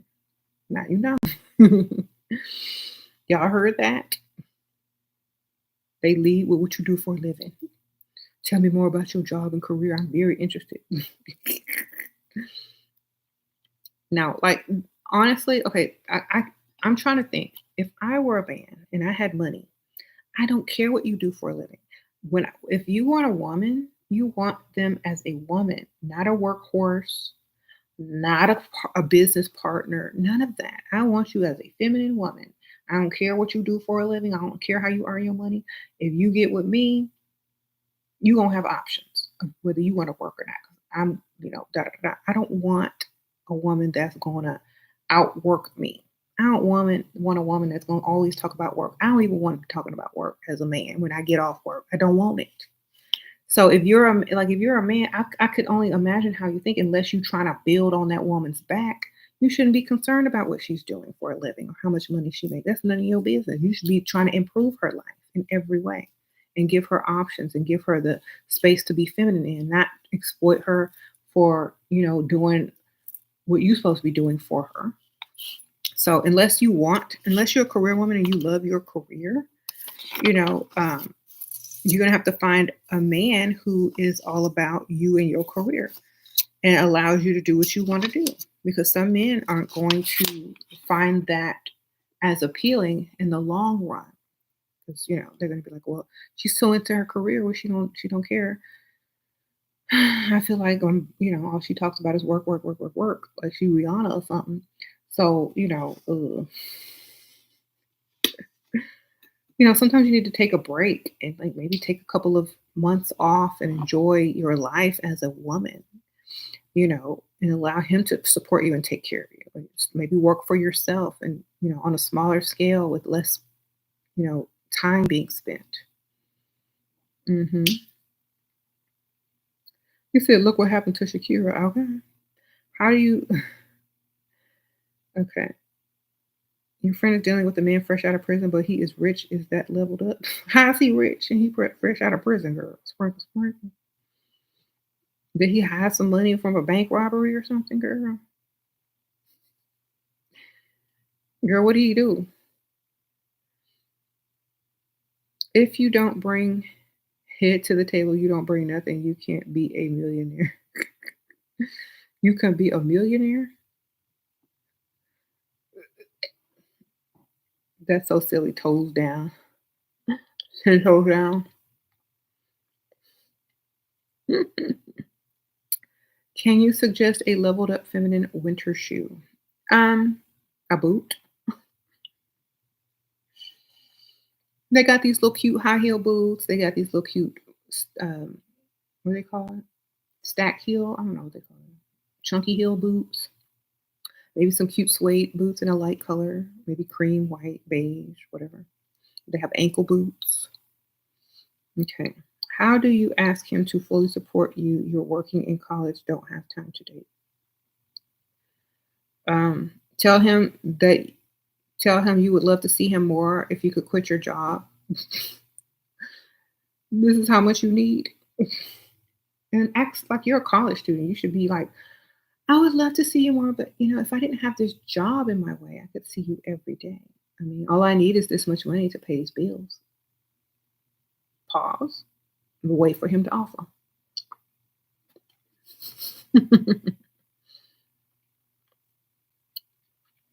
Why do some people refer to their spouse as a partner? I don't know. I don't. You ain't my partner. Like business dealings. You're the wife, you're the wife. You don't, use the words. What are your thoughts on cooking and cleaning? Those are good careers. Sprinkle, sprinkle. Those are good starting careers. You can start off cooking, getting your money, you can become a chef. You can start off cleaning and then get your maid company and have maids in every city cleaning houses for you. Very good lucrative businesses. hmm But do you depend on them to keep paying those bills and quit your job or secretly still be going to work? You could secretly be going to work for a little while or do part time and start saving and tell them your bills are more than what they really are so that you have money to save after the bills are paid. So let's say your bill is like $500, you double it to 1,000. This bill is 1,000. Or your bill is 100, double it to 250 and save the rest. Like tell them this how much your bills are and then save the rest. And then if something happens, you have a savings. And then you can always go get another job and have that cushion, you know? And then maybe you can invest that money into starting a small business and you won't have to go get another job. But at the same time, you need to get extra. Don't just give them the bare minimum amount. You double them bills or you at least put something on top of it. If you're afraid to double them, then add $100 or $50 to what the bill is. That's your savings. Okay.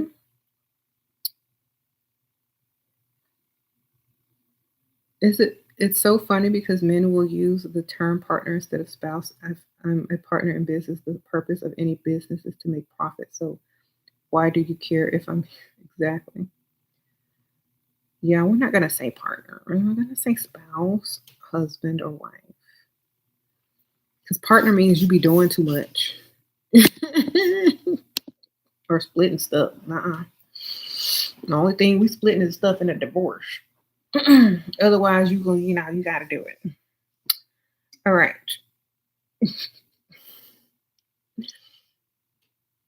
If we partner, well, we part ways. Okay, baby. Sprinkle, sprinkle.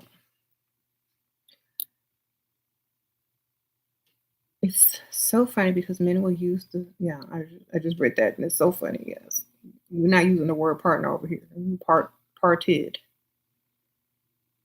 depart, partner. No.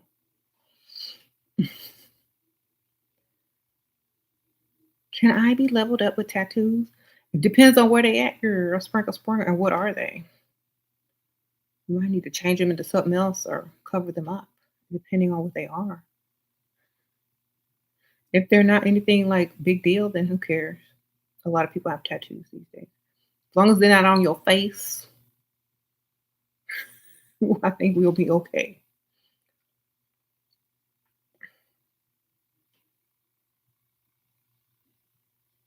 hmm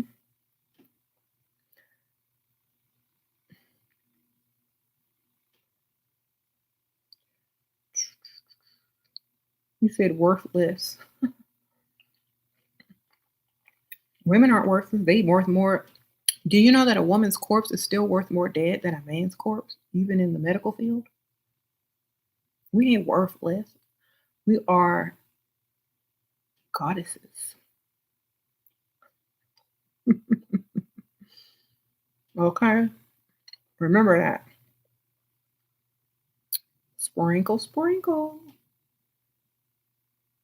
Whenever you start feeling like men and women or this, and remember, you're always worth more as a woman, period. Always. Your body is worth more, literally.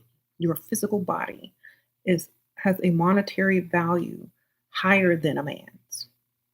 Just know that. So therefore, don't be dating no dusty. I, if science will pay more for you than your man, something is wrong.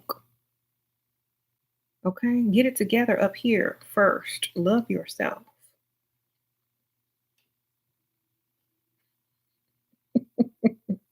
It is the truth. These men be trying to tell you you're worthless, you need to do this, you can't do that.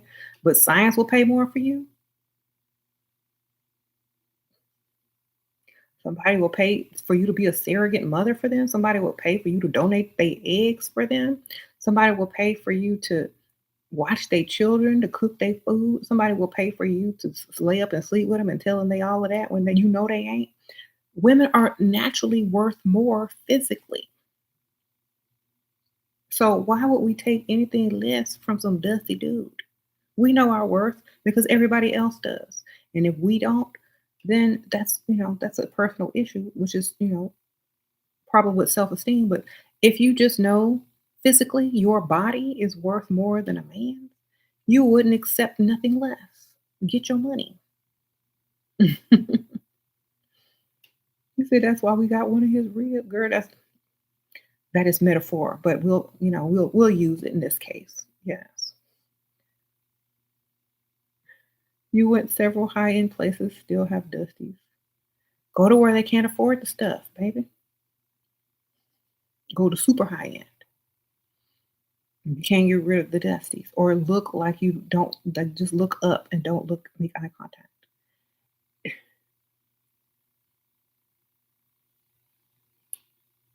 I said, if you think about it, why would a man have to tell you that you're worthless as a woman? Because he's trying to get you down to his level because he must be super worthless.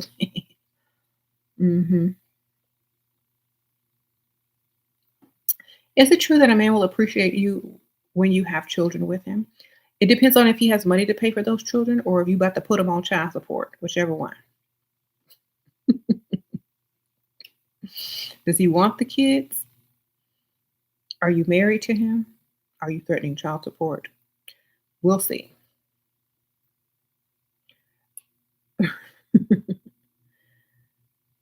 A dusty is a man who tries to tear down women because he feels insecure about his poor financial standing in life. No. But dusties are temporary because a man can be dusty 1 year, get himself together, start getting his money up, and then become undusty. So, it's not a term that's going to stick always, just like pygmisha doesn't stick to all women always. It's just a phase. Some people don't come out of those phases. Some people do. Um, he said, "Mine wanted our daughter, but I had to put him on child support. Now I have to get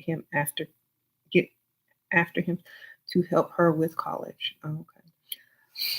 Well, I always say I would like many people have their own way of doing things, but I'm gonna have to have a marriage before we can have a child. Like, I need a wedding first. um, because I don't want to have to deal with that. I mean, they can always have the option to divorce you, but at least you would have that option and that chance. But these days, I don't think you should have children outside of wedlock unless you know that man is super paid for life and it's going to take you from zero to millions. I don't suggest getting pregnant out of wedlock unless the man is super paid. Okay, not just normal paid, but like paid. That way you don't have to work no more. Like I'm hanging it up. I'm pregnant. This is done. This was my job. I'm done. So,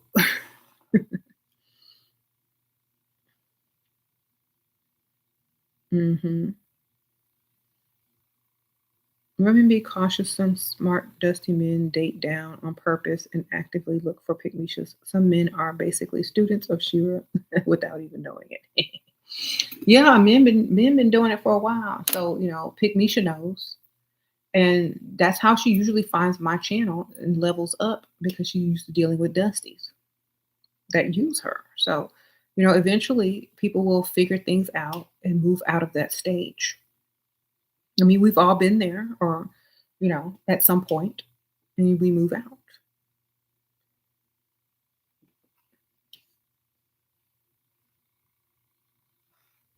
Okay.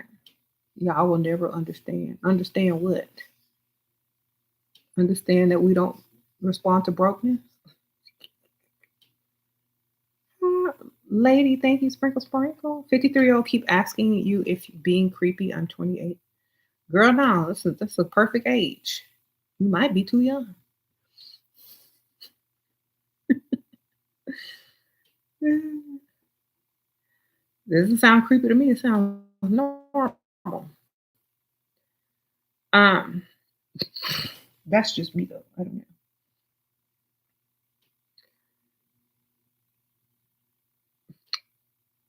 I wouldn't have it any other way.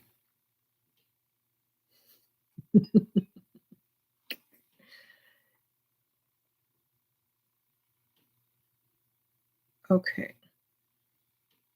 You said y'all whole life is a tall, popular dude. Well, y'all will never understand. Your whole life is a tall, popular dude. What does that mean? I think he got the wrong channel. Those might be nice to look at, but are they paying bills? Hmm. It said women fueled with grudges. I would rather be fueled with a grudge than be fueled with dust and broke and hopelessness and not being able to provide for no kids and family. At least the grudge has lessons behind it. At least the grudge has a direction. At least the grudge has a way to level up. Yeah, I'll just be walking around aimlessly and dusty. Yeah, I'll just be walking around dusty and aimless. I'd rather have a grudge and be going in a direction.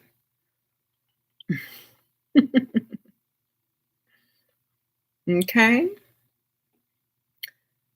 Dating and marrying for love is a dusty, low vibration behavior. Rich date different. Exactly. You said I'd rather be filled with a grudge and some dust. Exactly. Like, okay, so let me ask y'all a question. A dusty man can ask you, well, who hurt you? Why do you have a grudge? Because you dusty? Because the dusty person cheated on you? Because the dusty person ain't got no money? Because you was crying at the bus stop instead of a Mercedes? You gonna cry, period? Which one you wanna cry at? The bus stop or in your Benz or in your Porsche or in your BMW or in your Lexus or whatever you drive, okay? Women hold grudges against themselves most of the time, not you. They was mad at themselves for dealing with dust, and they said, "No more. I'm not dealing with no more dust. I have to deal with a man. I'm gonna deal with something with money." That way, when they disappoint, I could still go to have some retail therapy instead of trying to figure out who did it and why am I sitting here looking stupid and broke. I'd rather have the money in compensation. So they're not holding grudges against y'all. We don't care.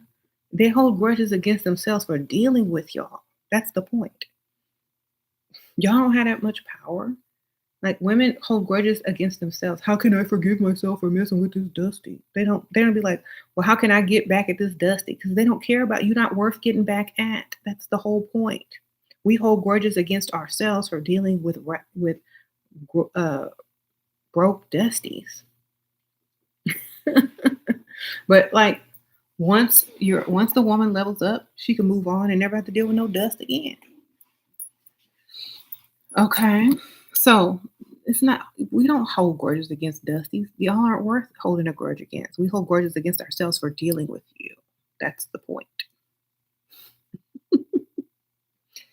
That's because y'all aren't what the grudge is about. The grudge is about how stupid women were, how stupid women are when it comes to quote unquote love. It's not about a grudge against the man, it's a grudge against loving a dusty or loving a man who does not appreciate that. Has nothing to do with you. That's the funny part. Men think it's about them. It is never about you. It's always about us. And if y'all haven't figured that out yet, I just told you. Okay? We have nightmares about dust. We beat up ourselves over dealing with dust. Exactly. Women be like, I can't get over that I was pick Keisha for some dusty. They're mad at themselves. They're not mad at you for being dusty. You was you just dusty. Can't help being dusty. All right. What do you reply when 53-year-old texts want to hang? Hang? Hang where? You trying to be young or hip or something? That's not how you properly ask somebody out on a date. Mm-mm.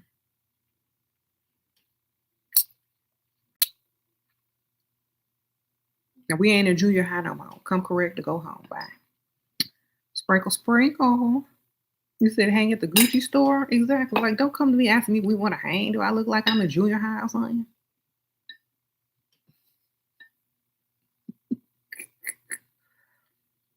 Mm-mm. I do not want to hang. That is racist. Come correct.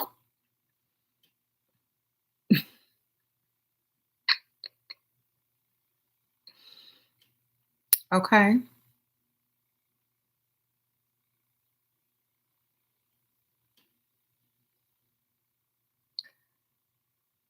Stop blaming women because you broke. Okay.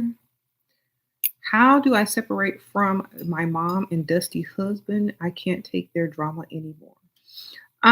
Get your money up, baby. Sprinkle, sprinkle. Get your money. That should be our focus. Like, get to where you don't have to deal with whatever you don't want to deal with anymore. Figure it out. Okay. That should be your motivation.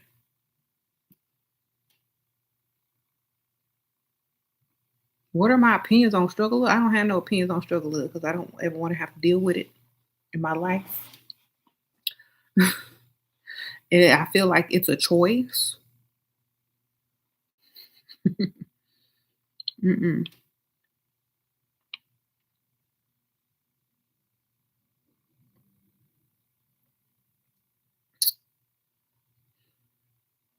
Do you recommend acting like you always need his help or that you're the spoiled princess that requires everything at her feet? Which both? Well, I gotta choose. I'm doing both. Whenever I feel like which one needs to be done the most, that's what I'm gonna do. Um, you say he too old to not be asking for a proper date. Exactly. Like if someone asks you to hang and they old, that means they're not serious yet. And I don't want to waste my time with somebody that just want to hang. You go hang with anybody. Okay. Go hang with anybody. I think I'm a little bit too. I think I love myself a little bit too more for that. Too much for that. You said hang is super casual, ridiculous. Exactly. Well, I haven't hung out since I was in the high school. What the heck? I hadn't hung out when I was in junior high school.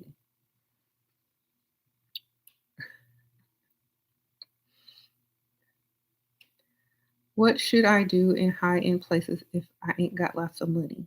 Don't spend it. Let men spend it on you. Look good and they'll buy you a drink. Girl. How do you go about a man's daughter being my age? Is that strange? Should I avoid men with daughters? I don't care. As long as they got money, they can pay my bills. I don't care. Right? It wouldn't bother me because men are going to date the age of women that they want to date anyway. Okay.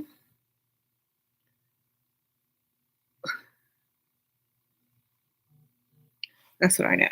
So I wouldn't let it bother me if it's not going to bother the next chick. Just get your money. Should we tell him about our flaws? Why would you tell people about your flaws? Unless it's something you're proud of. I don't see a point. Unless you're making it comedy and that you're proud of your flaws and he's gonna have to deal with them and you're just telling him in the beginning, like, I'm a gold digger. I like money. I like, you said like stretch mark, girl, what the heck? Y'all are crazy. Like literally. I have a birthmark, I have a stretch mark, I got a mole on my booty. I got what else you got, girl? You got a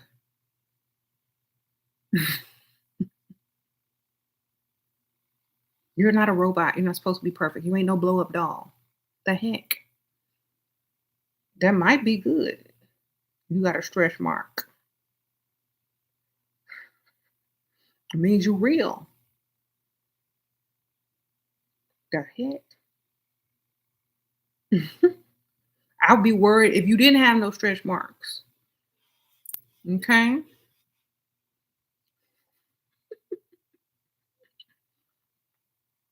I'm like, wait a minute, you ain't got no stretch marks. What's going on here? Let me see your birth certificate. Anyway, should I go out alone or with girlfriends to get a man? Alone.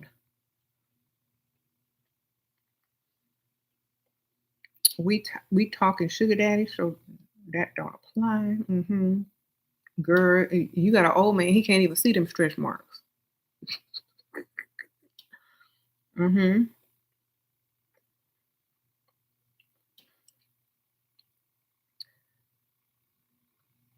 You said real men understand stretch marks. Even thinner women can get them. Honestly, y'all are talking about a human thing. You go through puberty, you gonna have stretch marks. Because stuff grows. I'm not worried about no stretch marks. Y'all are living in the fantasy where a woman is supposed to be perfect. Ain't no woman perfect. You just act perfect. Mhm. What if I'm not comfortable just standing alone and going out alone? You was born alone and you gonna die alone. Sprinkle, sprinkle. You'll get used to it, honestly. A man will faster approach a woman who is alone versus with a bunch of other women. Okay. Every time I've met somebody of significance, I was alone. Okay. Not with a bunch of women, but alone.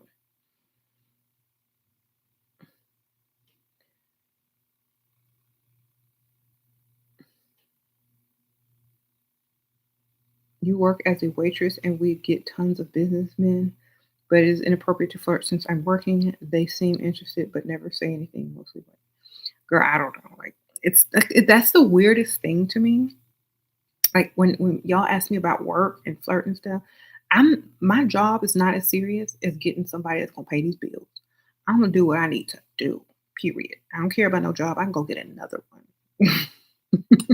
If you see a nice target you like what you see what you can do. But sometimes they may find it too forward unless they are flirting. I don't like that's maybe too forward. So I'm gonna let them come to me, and if they don't, then I'm just gonna move on because honestly, like I'm gonna wait till after work and go get some. You know what I'm saying? I'm gonna wait till after work to go attract because a lot of times, like maybe they'll ask you out, maybe you could ask a place that they recommend to hang out, and maybe they'll think that you're gonna be there, so they'll show up, and that's their way of saying, okay, I'm interested. Da da da da da. You know what I'm saying? So you can't come straight out and do it. You gotta be like, do you know a good place where they have such and such and such and such? Oh yeah, there's this place right over there. You should go hang out there. Okay, I will. That means they might come looking for you there. But like at work, it's kind of hard unless you're a stripper. I don't know. But I don't know. I couldn't concentrate on both. They can get you said flirt and get them tips.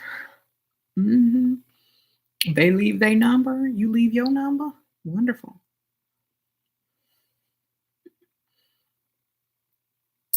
Should you shame your husband for pouring to get card? Girl, everybody. You can't shame people for clicking on stuff free online.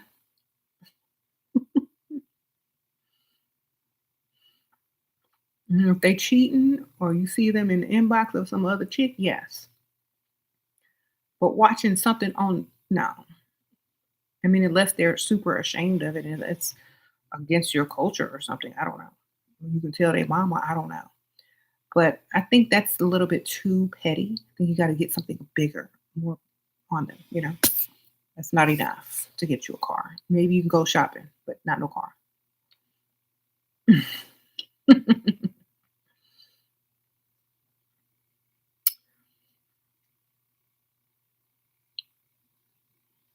hmm Can you tell what you do as you enter the high end places? It seems okay when the girls' night out, y'all just talking, but when you're alone, what do you do? I look sexy. That's what I do. I look cute. I look sexy. I look like I'm where I want to be. I look like I'm having fun. I look like if you come over and see what I'm about, you ain't gonna ever regret it. I'm just sitting there like I'm the best thing ever. That's what I'm doing, and that's what you should be doing. If you're worried about what people are gonna think of you while you're out alone, da, da, da, da, you don't have the confidence to do this. Not yet. You got to walk in there like you're the guest of honor, and they better be glad you done walked up in this place. That's what you have to feel like when you go someplace alone. That's what I feel like. You better be glad I'm here. I done graced y'all with my presence. That's how you have to feel when you walk in any place alone. You have to have that amount of confidence and really feel it and mean it. And it's going to vibrate out, and people are going to feel that. Hey, oh, look, this person's here tonight. They look interesting. Let me go see what they're about. You can't walk in there like that and you're all nervous and scared what people are going to think about you being alone and all this. You're worried about the wrong thing. You in there to get this bag. You in there to attract. You're not in there to sit there looking worried. Okay, go get your confidence up and go walk in any place like as if you are doing them a favor just by being in that place. Okay.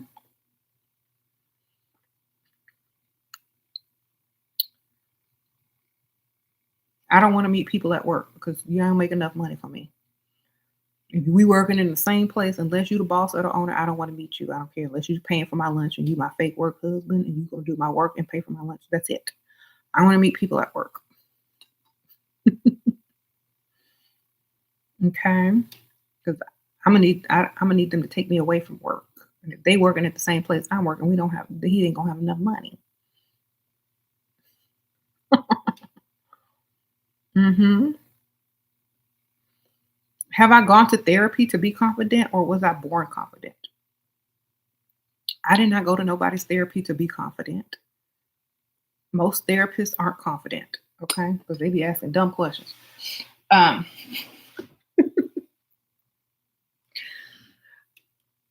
I feel okay. Let me tell y'all what really built my confidence up. Not caring,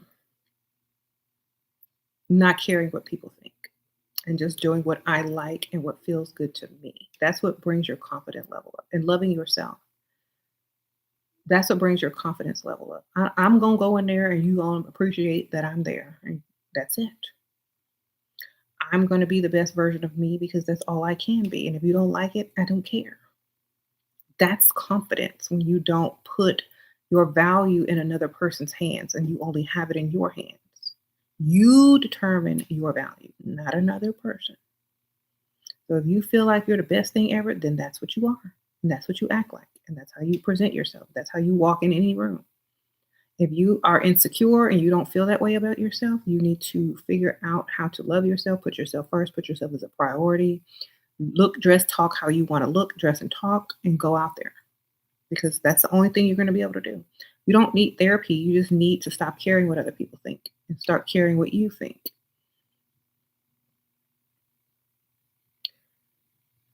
It says some people are just that confident. You all think about this. Okay, I'll tell you all another thing. I used to be a mortician. I used to work with the dead, right? If you knew how life is, how it could be here today, you're not gonna sit there and worry about stupid stuff. How do I look going out alone? How do you look dead in a casket? Alone. Get out there and go live your life, period. Okay? Y'all gonna be asking questions. I don't want to be out here alone. I don't want to look like this. How do you have confidence? The same reason you have breath in your body, you alive walking around. Okay? You have the ability to have confidence. When you ain't got no more confidence is when you lay it in the casket and with no breath. You ain't got nothing then. Unless the mortician made you look like something. Yes, I used to be a mortician. So this is why I'm trying to give y'all more of a perspective that you need to get out and live and stop caring about what other people think. They gonna talk about you in the casket too. I promise you. I done sat next to the I done stood next to the casket and heard women and people gossiping over a dead body. So do you. Period. Do you. And stop caring. They gonna talk about you when you dead. Okay? They are going to talk about you when you dead. Think about that. So just do whatever makes yourself happy. They're gonna talk about you when you're alive, when you're dead, when you're good, when you're bad, when you're fat, when you're skinny, when you're pretty, when you're ugly. They're gonna talk about you, period. So at least give them something good to talk about and go do whatever you want.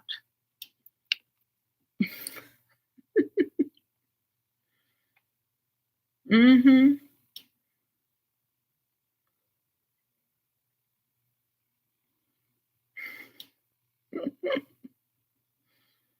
Said, yes, they will. I also have witnessed that. Yes, little peaches, they will talk about your dead body. I promise you. So go do you. Don't worry about what people think because you can't control what they think. So don't even worry about it. Just go continue to give them something to talk about.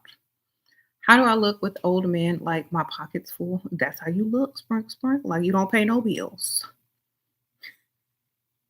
And that's what women think when they see another woman with the older man. Like, I know she ain't paying no bills. I know she ain't, her pockets ain't hurt.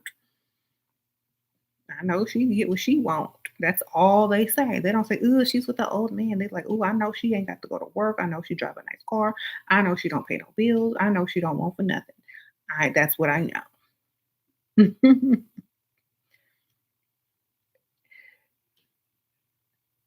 Okay. Okay, what you saying? You want my attention,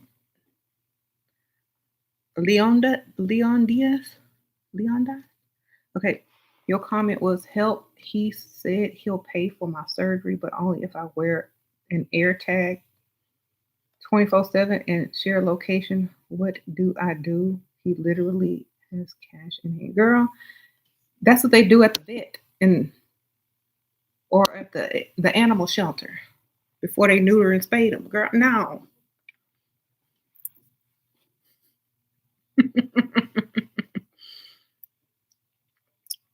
First of all, I ain't that desperate for no surgery to get chipped like a dog. Number two, you could go get another one with money in hand and don't even know what an air chip is. Okay, go for older men. They don't know what that stuff is. They don't even know how to log on to Facebook. And Facebook is old. Go find you one that don't even know how to log on to Facebook. They will not know what an air chip is, and you can get your surgery. Okay, sprinkle, sprinkle.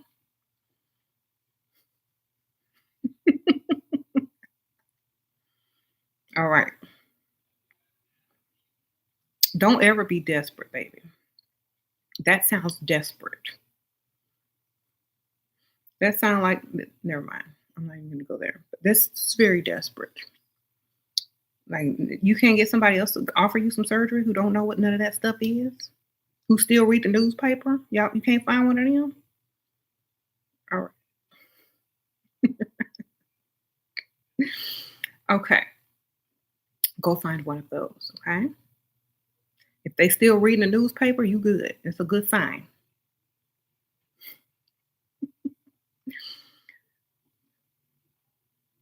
Should we sleep with him before getting the ring? How much money has he invested in you?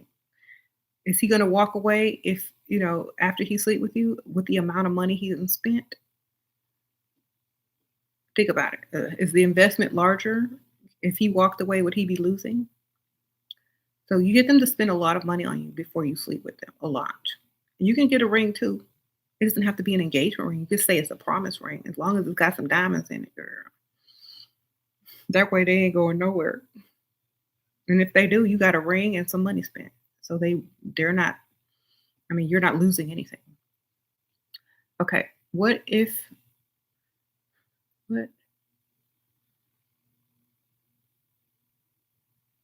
When working retail, a man spotted me and said he would pay for my bills and buy me a new car, but he required a tracking device added to the car. I declined immediately. Exactly.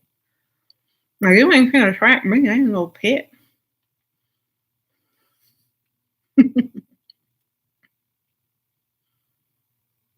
Girl, go put that tracking device on your mama car. You got to catch them old men early in the day at brunch or lunch or breakfast. Exactly. Why would they want to track down? Because they think you're cheating on them. Like, let me tell y'all something. Men who want to track women, we can still cheat with a tracker. Y'all stupid.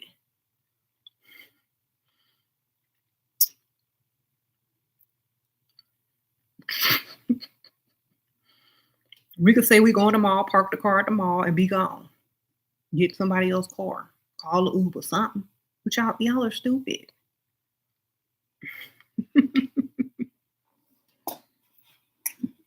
You can't stop a person doing for what they want. You can try. It's just going to make them more clever. Mm. You said this tracking thing is for kids. Exactly. Track your children. See where they at. Stop worrying about this woman you paying for surgery for. Where your kids at?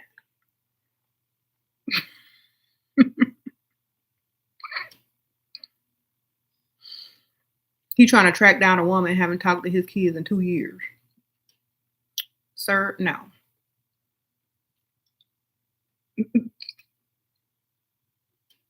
Mm-hmm.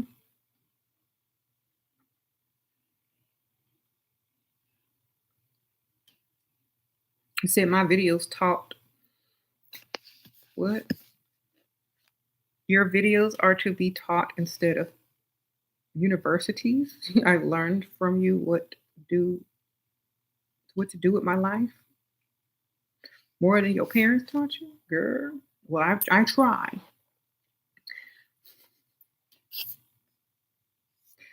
Your original goal was to use him for surgery and level up, but the air tag me made me hesitate a lot. Then just get mad at him. It's like I'm not no damn dog. You want to air tag me? How many other women like you gotta make them feel guilty. It's like, how many other women that you want to put air tags on out there? Like that is so rude. This is my body. And I don't want no, artificial intelligence up in it. That is just wrong. How could you ask me that? You must not really like me. I'm not a piece of property. I'm not an object. You just really uh, dehumanized me. That's what you say. You really just dehumanized me. And for that, I don't respect you anymore. Then he gonna give you the money, girl. Sprinkle, sprinkle, and cry and stuff.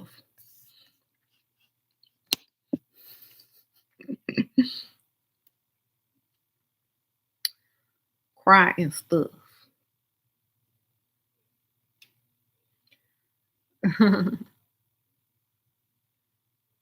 Put the air tag on your pet. Said what flavor is cherries? This is what I'm eating. Oh, I got these because it's Valentine's. You know, it's close to Valentine's, and look how thick these are. That's why I'm sucking on it for an hour. Look how thick that is. Thick. That's why I take an hour to suck it. Girl, want to hear something funny, y'all? Okay, so when you take off the little top, it be looking like a condom wrapper. So I'd be nervous when I like try to get one. Like, if I can't leave this by the bed, because It's gonna look like a condom, like make sure it say Valentine's and to and from on it and charmed. Okay, I go directly and put it in the garbage can. Then I make sure to give James one so he know what it looked like. I'd be like, here, James, pick up some candy. And he'd be like, that way he see it, he'll be like, what is this? Because they do look like little condom wrappers.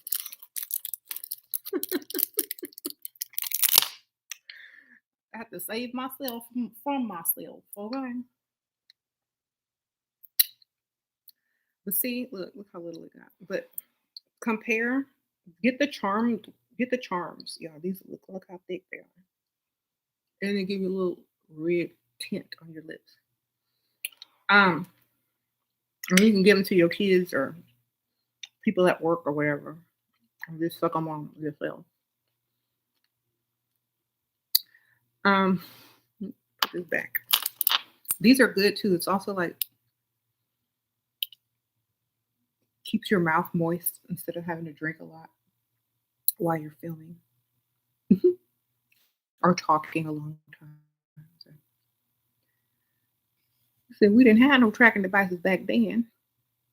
Why they want to use it now? Exactly. Okay.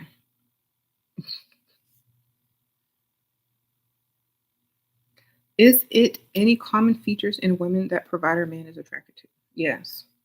Women who are unapologetically, um, confident in knowing what they want.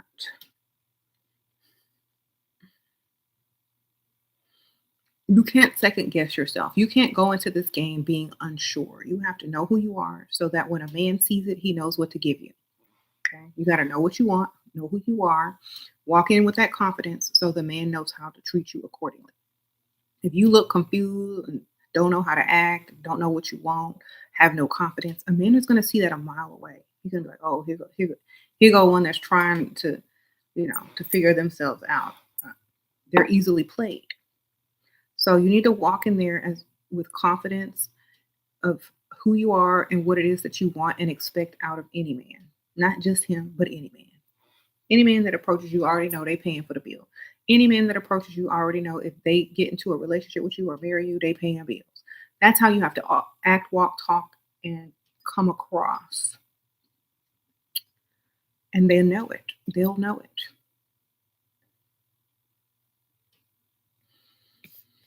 Okay.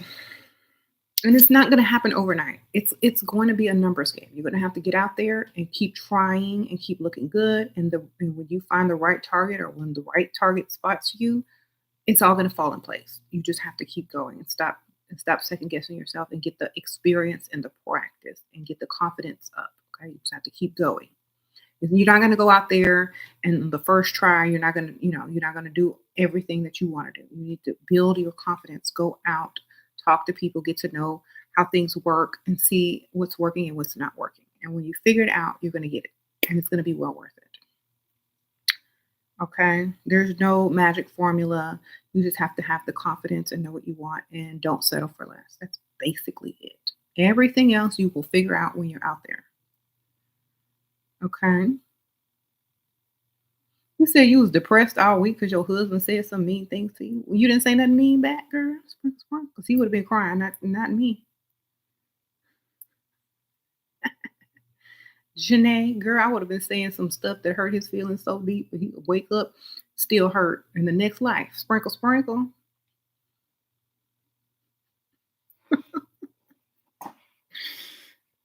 Okay.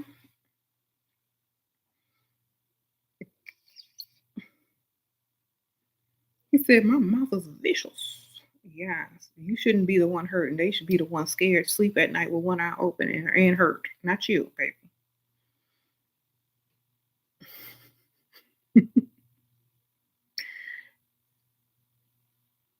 You wish you were as witty as me. I'm still laughing at this not spitting nothing unless we split it up. Oh, splitting anything unless we splitting up. Okay.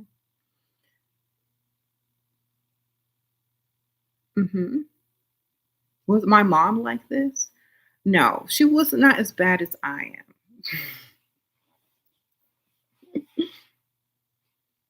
am. Um, I think I probably surpassed that that level, okay.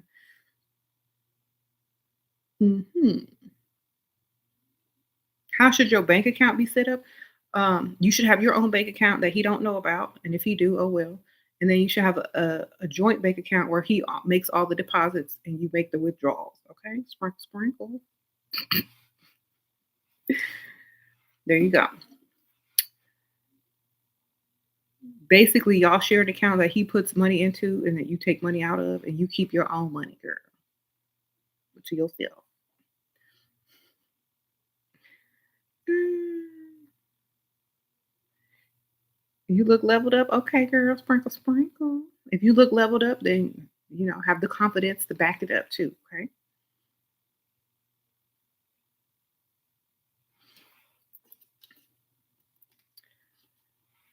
Well, I'm sorry your husband hurt your feelings. I'm sorry that whatever, whatever. But if you didn't hurt his back, then you better go back and finish the job, baby. Sprinkle, sprinkle.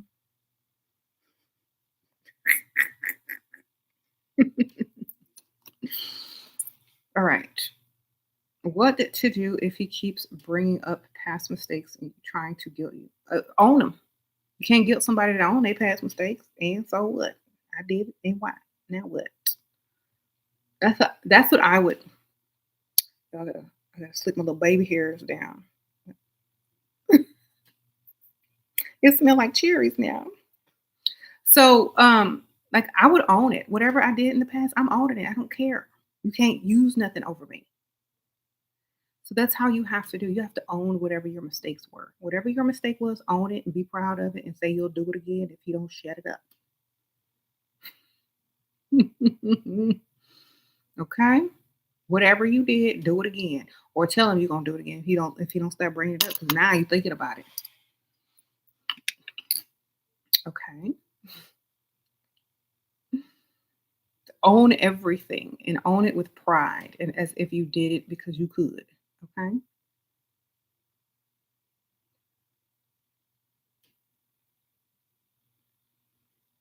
Well, I don't know what you did though. What you do, girl?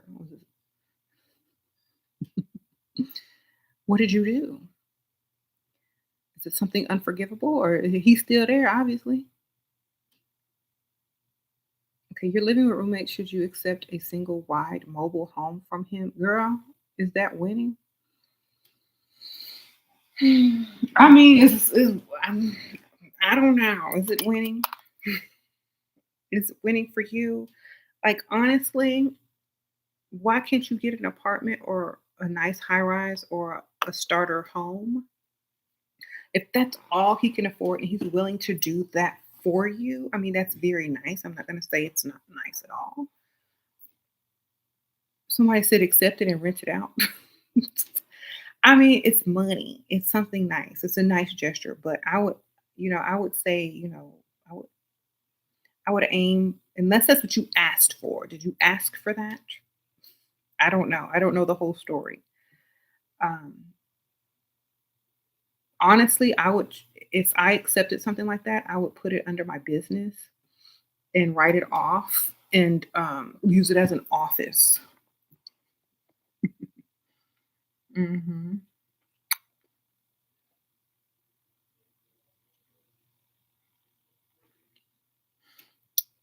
10 toes down, say you got a real dude behind you, girl. It depends on if you want to accept that or not. I don't know. I don't know what it looked like.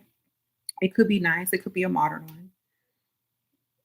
I don't know. I mean, it's nice. It's a nice gesture. Some women don't even get a bill paid, so I'm not gonna talk down about that. So do what you feel is best. Okay. Can always upgrade later. Okay. It is your world. It's my world. Sprinkle, sprinkle. It's faking confidence. Why y'all asking me? Okay, here's my thing. If you don't know what to do, then do the most. You know, why are y'all asking me weird questions like it's faking confidence? Do what you want. because that's what men do. They do what they want. So you do what you want. If it's going to get you the bag, it's going to get you the money, it's going to get you where you want, then it's correct. Do it. Okay. How to tell him you don't want to do no job. Tell him you being harassed and you got to quit because all these men is after you at work. Sprinkle, sprinkle. There you go. What's the best way to meet right people, meeting potential and better social circle? And I don't drink. I don't know because like I grew up when people drank. I mean, I don't know. I couldn't tell you. Maybe find like one of those vegan restaurants, or I don't know. Even vegans still drink. I don't know what to tell you. I mean, anybody that don't drink, that maybe a sports place like a tennis club, or maybe some health place or something. I don't know. I didn't drink for a while. I still barely drink at all. Um, but I will drink every once in a while. You can have mocktails. You can drink Sprite with, water or seltzer or whatever, cranberry juice. You don't have to drink alcohol. And you can hang out in bars still. Oh, 1025 sprinkle, sprinkle. What to do if your friends are fake and hate on you? They throw jabs and try to compete with you. And I don't know what I'm doing wrong. You got friends. That's what's wrong. Okay, here's my thing. Most friends that are in competition with you are going to do that, especially if you're leveling up. They're just going to do that. That's just what they're going to do. Either accept it or move on. Okay, you cut them off or take it, whichever one you feel like you need to do. For me, I don't have time for that. I'm too busy, you know, leveling up and becoming the best version of myself. I don't need all that in my way. So it's up to you. You say you have the mocktails? Yes, get you a mocktail, girl, or just get you some water, whatever. So, what makes a woman submit? Is it the money, or am I missing something else? A woman is. You don't have to ask a woman to submit. She will naturally submit if a man is financially stable. She will submit if a man does everything she needs him to do without asking or trying to have to correct it or go behind it and make sure it's correct. If he's able to, fulfill her needs and her wants, she's not going to second guess him and overstep and try to talk over him or correct him all the time. And I said earlier that submission doesn't mean cooking, cleaning, and having sex whenever a man wants, because that's what prostitution, maid service, and personal chef service is for. Okay, so that has nothing to do with submission. Okay, those are services that are provided if the wife chooses to provide them. They are all free will. So they are not a must. Get it? So if a woman wants to sleep with you and you ain't done nothing wrong and she doesn't feel like, the bills ain't paid and that, you made a mistake and she can't stop thinking about it, she might sleep with you if she wanted to. Right. If she craving something that she can only get if she cooks it herself, you might get a meal out of it. Okay. If she feels like cleaning or sprucing up because she's company coming over or she just in a cleaning mood, then she might clean up. Okay. But it is not a requirement for the definition of submission. Okay.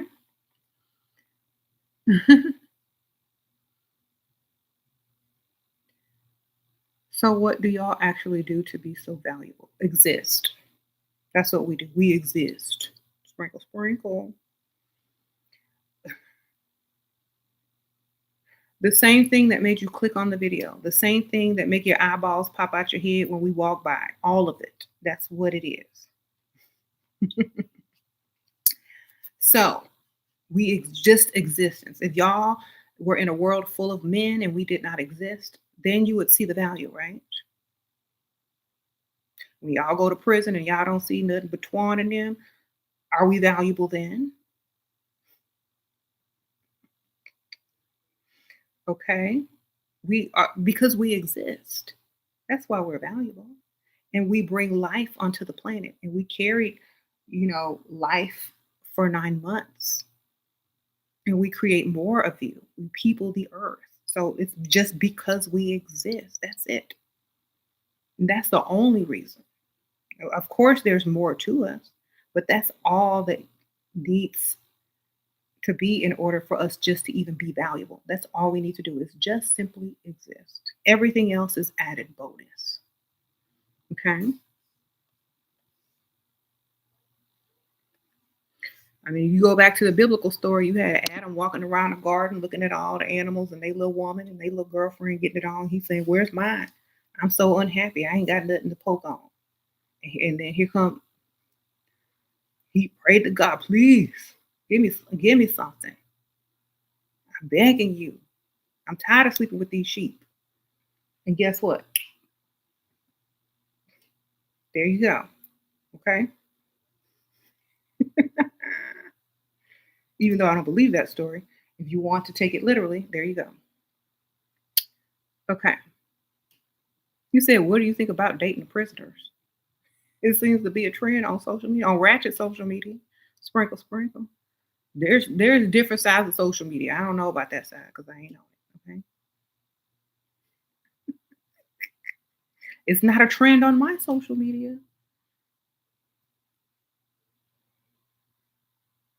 How do you know if you are for sure his type?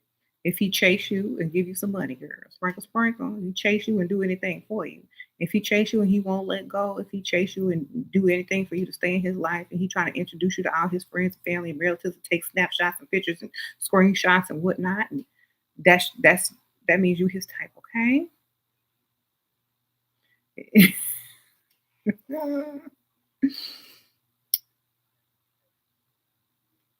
Okay, there you go. What if he's not chasing or doing any of that? Then you ain't his type. Sprinkle, sprinkle. All right. What if a man is playing games but is successful? Then he playing alone because I ain't playing. Sprinkle, sprinkle. Either you like me or you don't. Okay. Go play with somebody else. Okay.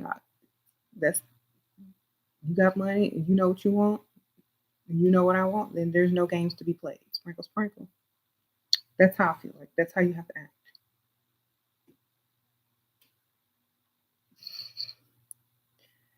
You can play games with him, but like if he knows that he wants it, he likes it, he's not gonna try to get you to chase him because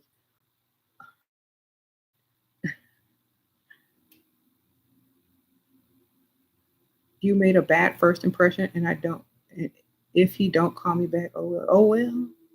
Did you have fun? Did you get whatever you wanted out of the date? Then oh well, you're right. Get another one.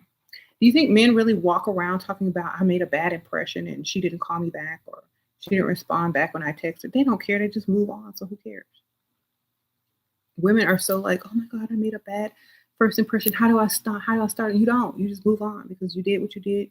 You obviously meant to do it when you did it, and so move on. The mobile home belonged to his dead older sister. Girl is haunted. Sprinkle, sprinkle. Girl, I got my ghost hunting equipment. I come over there. We could do some paranormal investigating. Girl, sprinkle, sprinkle. You say, girl is haunted. You better burn some sage and stuff, girl. All right. How to quit people pleasing, been raised as a good girl. Do the opposite. Make a man. Sprinkle, sprinkle.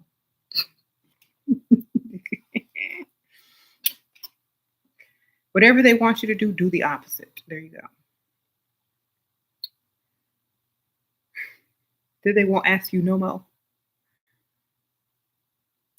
If they ask you to wash dishes, break the dishes. If they ask you to cook, burn the food. If they ask you to be good, be bad. Okay? There you go. That's how you do it. And they won't ask you no more. You don't have to people please anymore. And if you find yourself people pleasing without them even asking you, then that's insecurity within. Make sure maybe you can turn into a person that people please instead of a people pleaser. Maybe you can turn into a person who people want to please by never being satisfied, by saying, you need to do a little bit more, by saying, you know what, that's not enough. You got to totally change your mindset. Okay. You said burn the pancakes. Can women be dusty? Not really, because if a woman is tired of being dusty, she could just go, date somebody older who's gonna pay her bills and get her a sugar daddy. Just like a man can be dusty and get himself together, or go find a pick me to pay his bills. Doesn't mean like you're gonna stay dusty. Women aren't dusty because we have too many options to be dusty. Most women are only dusty if they deal with dusty men. Other than that, most women would never be dusty if they weren't dealing with dusty men because they'd be too busy doing whatever they need to do to get to the next level. A lot of women will say, "But I love him," and da da da da, and it make excuses for a dusty man, and then that dusty man will drag them down. But most women, they don't start off dusty, baby. Men literally drag women down to their level because some women allow them to. But once a woman realizes who she is and her potential, she, dusts herself off and moves on. Okay. You said so women can't drag men down. Not a masculine man, not a strong man.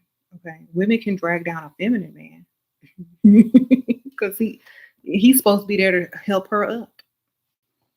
So if she dragging you down, you wasn't doing your job in the first place. Okay, you're supposed to help her up. Period. So here's my thing. Let's say you met like let's say when I was 22 and I met James. Um, I could have drug him down, but he pulled me up. You see, there's a difference. I couldn't pull. I tried. I was doing the worst. But you can't pull no strong man down. They don't stay down. They keep getting up and dragging you with them. Okay. So you can't. You can't. If we can drag you down, oops, next. Okay. I said I tried. I tried. Okay. Anyway, how to level up if you don't want to work. Um, look good so you don't have to work. There you go. Sprinkle, sprinkle. When I used to work, men were like, "You look too pretty to be working here. If you was my wife, you wouldn't be working." So I started listening and be like, "You know what? They right. I don't need to be working." Then I mean, that's how I came up with the title "Too Pretty to Pay Bills" for my book. If y'all are looking for my books, they're linked at the top in the little blue highlighted section. "Too Pretty to Pay Bills" is one of the book titles I chose because men kept telling me that. You look too pretty to be working. I know. Thank you. That's why I plan on not working much longer. So,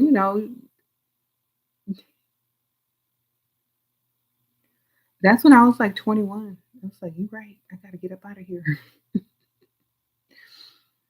You said you're a provider and I have perfectly sculpted body. Good for you. You say are you advertising yourself to the women in here? Sprinkle, sprinkle. A man says he'll pay everything because I'll start looking tired and start to work. It'll start if you start to work. Okay. Y'all, I have to go soon. All right. You said that title is Chef's Kiss. Thank you. Sprinkle, sprinkle. So is value so is value is completely dependent on looks. To a man, yes. Because y'all ain't gonna provide and pay for nothing ugly, are you? You ain't gonna give your ugly woman the option to stay home and sit around on the couch and look pretty all day or look ugly all day. Y'all ain't gonna go and try to work hard and get y'all raises or start y'all businesses inside or hustle up to come home to who did it and why are you?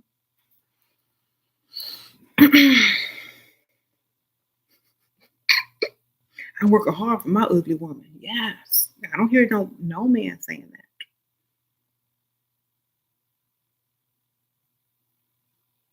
Do y'all hear men talking about they work hard for their ugly woman?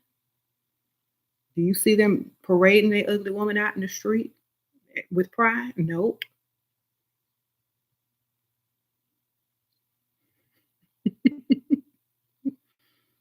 So my question is, yes, it is about looks because that's what y'all go for. Men are visual when it comes to who they like. Oh, God is wild red, sprinkle, sprinkle. You said you don't feel looks is the only thing. It's not the only things. It's one of the things that is necessary for to get a man to do what you need him to do.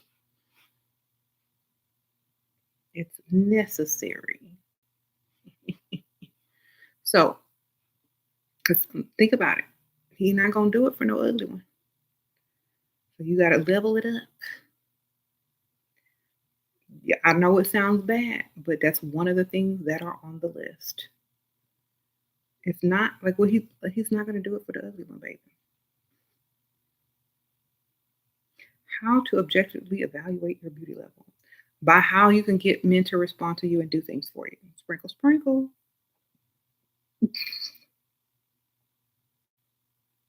Men know this.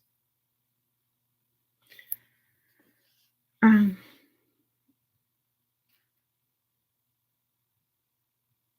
your looks are the cheesecake filling, and how you handle yourself is the crust on the pie. Okay, Miss Siri, sprinkle, sprinkle. Yeah, whenever a man can't figure out like your angle or how to conquer you, then they start asking you, like, do you have more to you than just this? Of course they do, but you got to pass this level before you see the next level. You know what I'm saying? First, the looks draw you in. If you're good enough for her to show you what else she has, like how smart she is, maybe some qualities about her that are really good.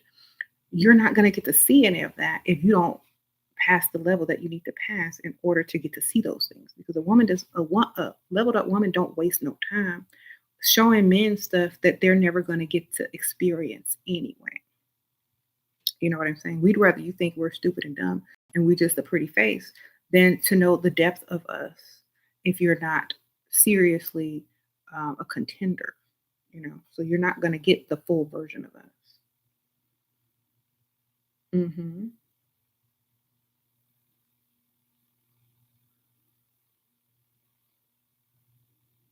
You said, "Don't be afraid of lose." Shira said once, "Don't be afraid of losing what you don't have." Now I don't flinch to turn down unworthy dates. Thank you. Okay. Oh, that's right. You ain't got it, so you can't lose it. You said men judge women who don't have friends. That's why men don't judge no women that don't have friends. If you look good, they know why you ain't got no friends because you look too good. If you ugly, then they might judge you why you ain't got no friends.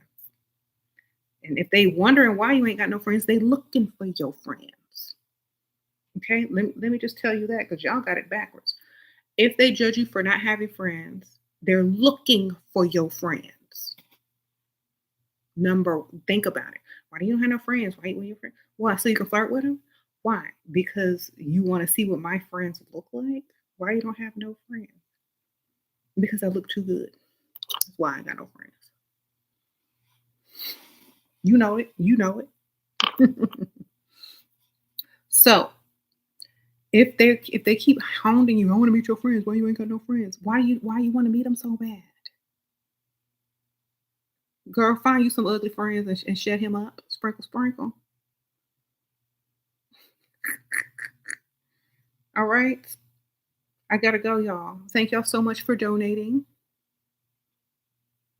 You men don't judge you for not having friends. They judge you for not having friends to hit on. Okay.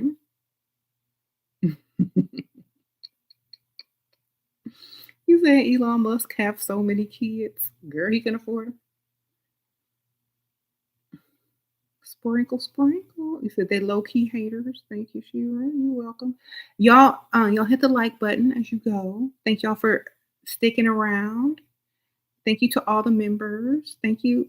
I see you, T. La Peaches, J9, Goddess Wild Red, Takesha. Did I say all of y'all? Star Ruby. Thank y'all for being members. Appreciate y'all. If I missed you, say something so I can say thank you. Okay, thank you, lady. What to say when they ask what's your type? Rich, sprinkle, sprinkle. Generous. That's my type.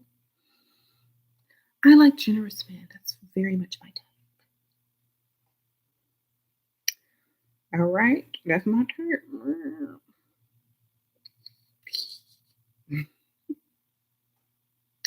What's my thoughts on plastic surgery? I don't know. Whatever. If you need it for medical reasons, then get it, girl. If you don't need it, then figure out how not to need it. Hey, favorite man, that's my type. That's my type. Y'all remember that song? All right, y'all. I gotta go. Y'all see y'all later.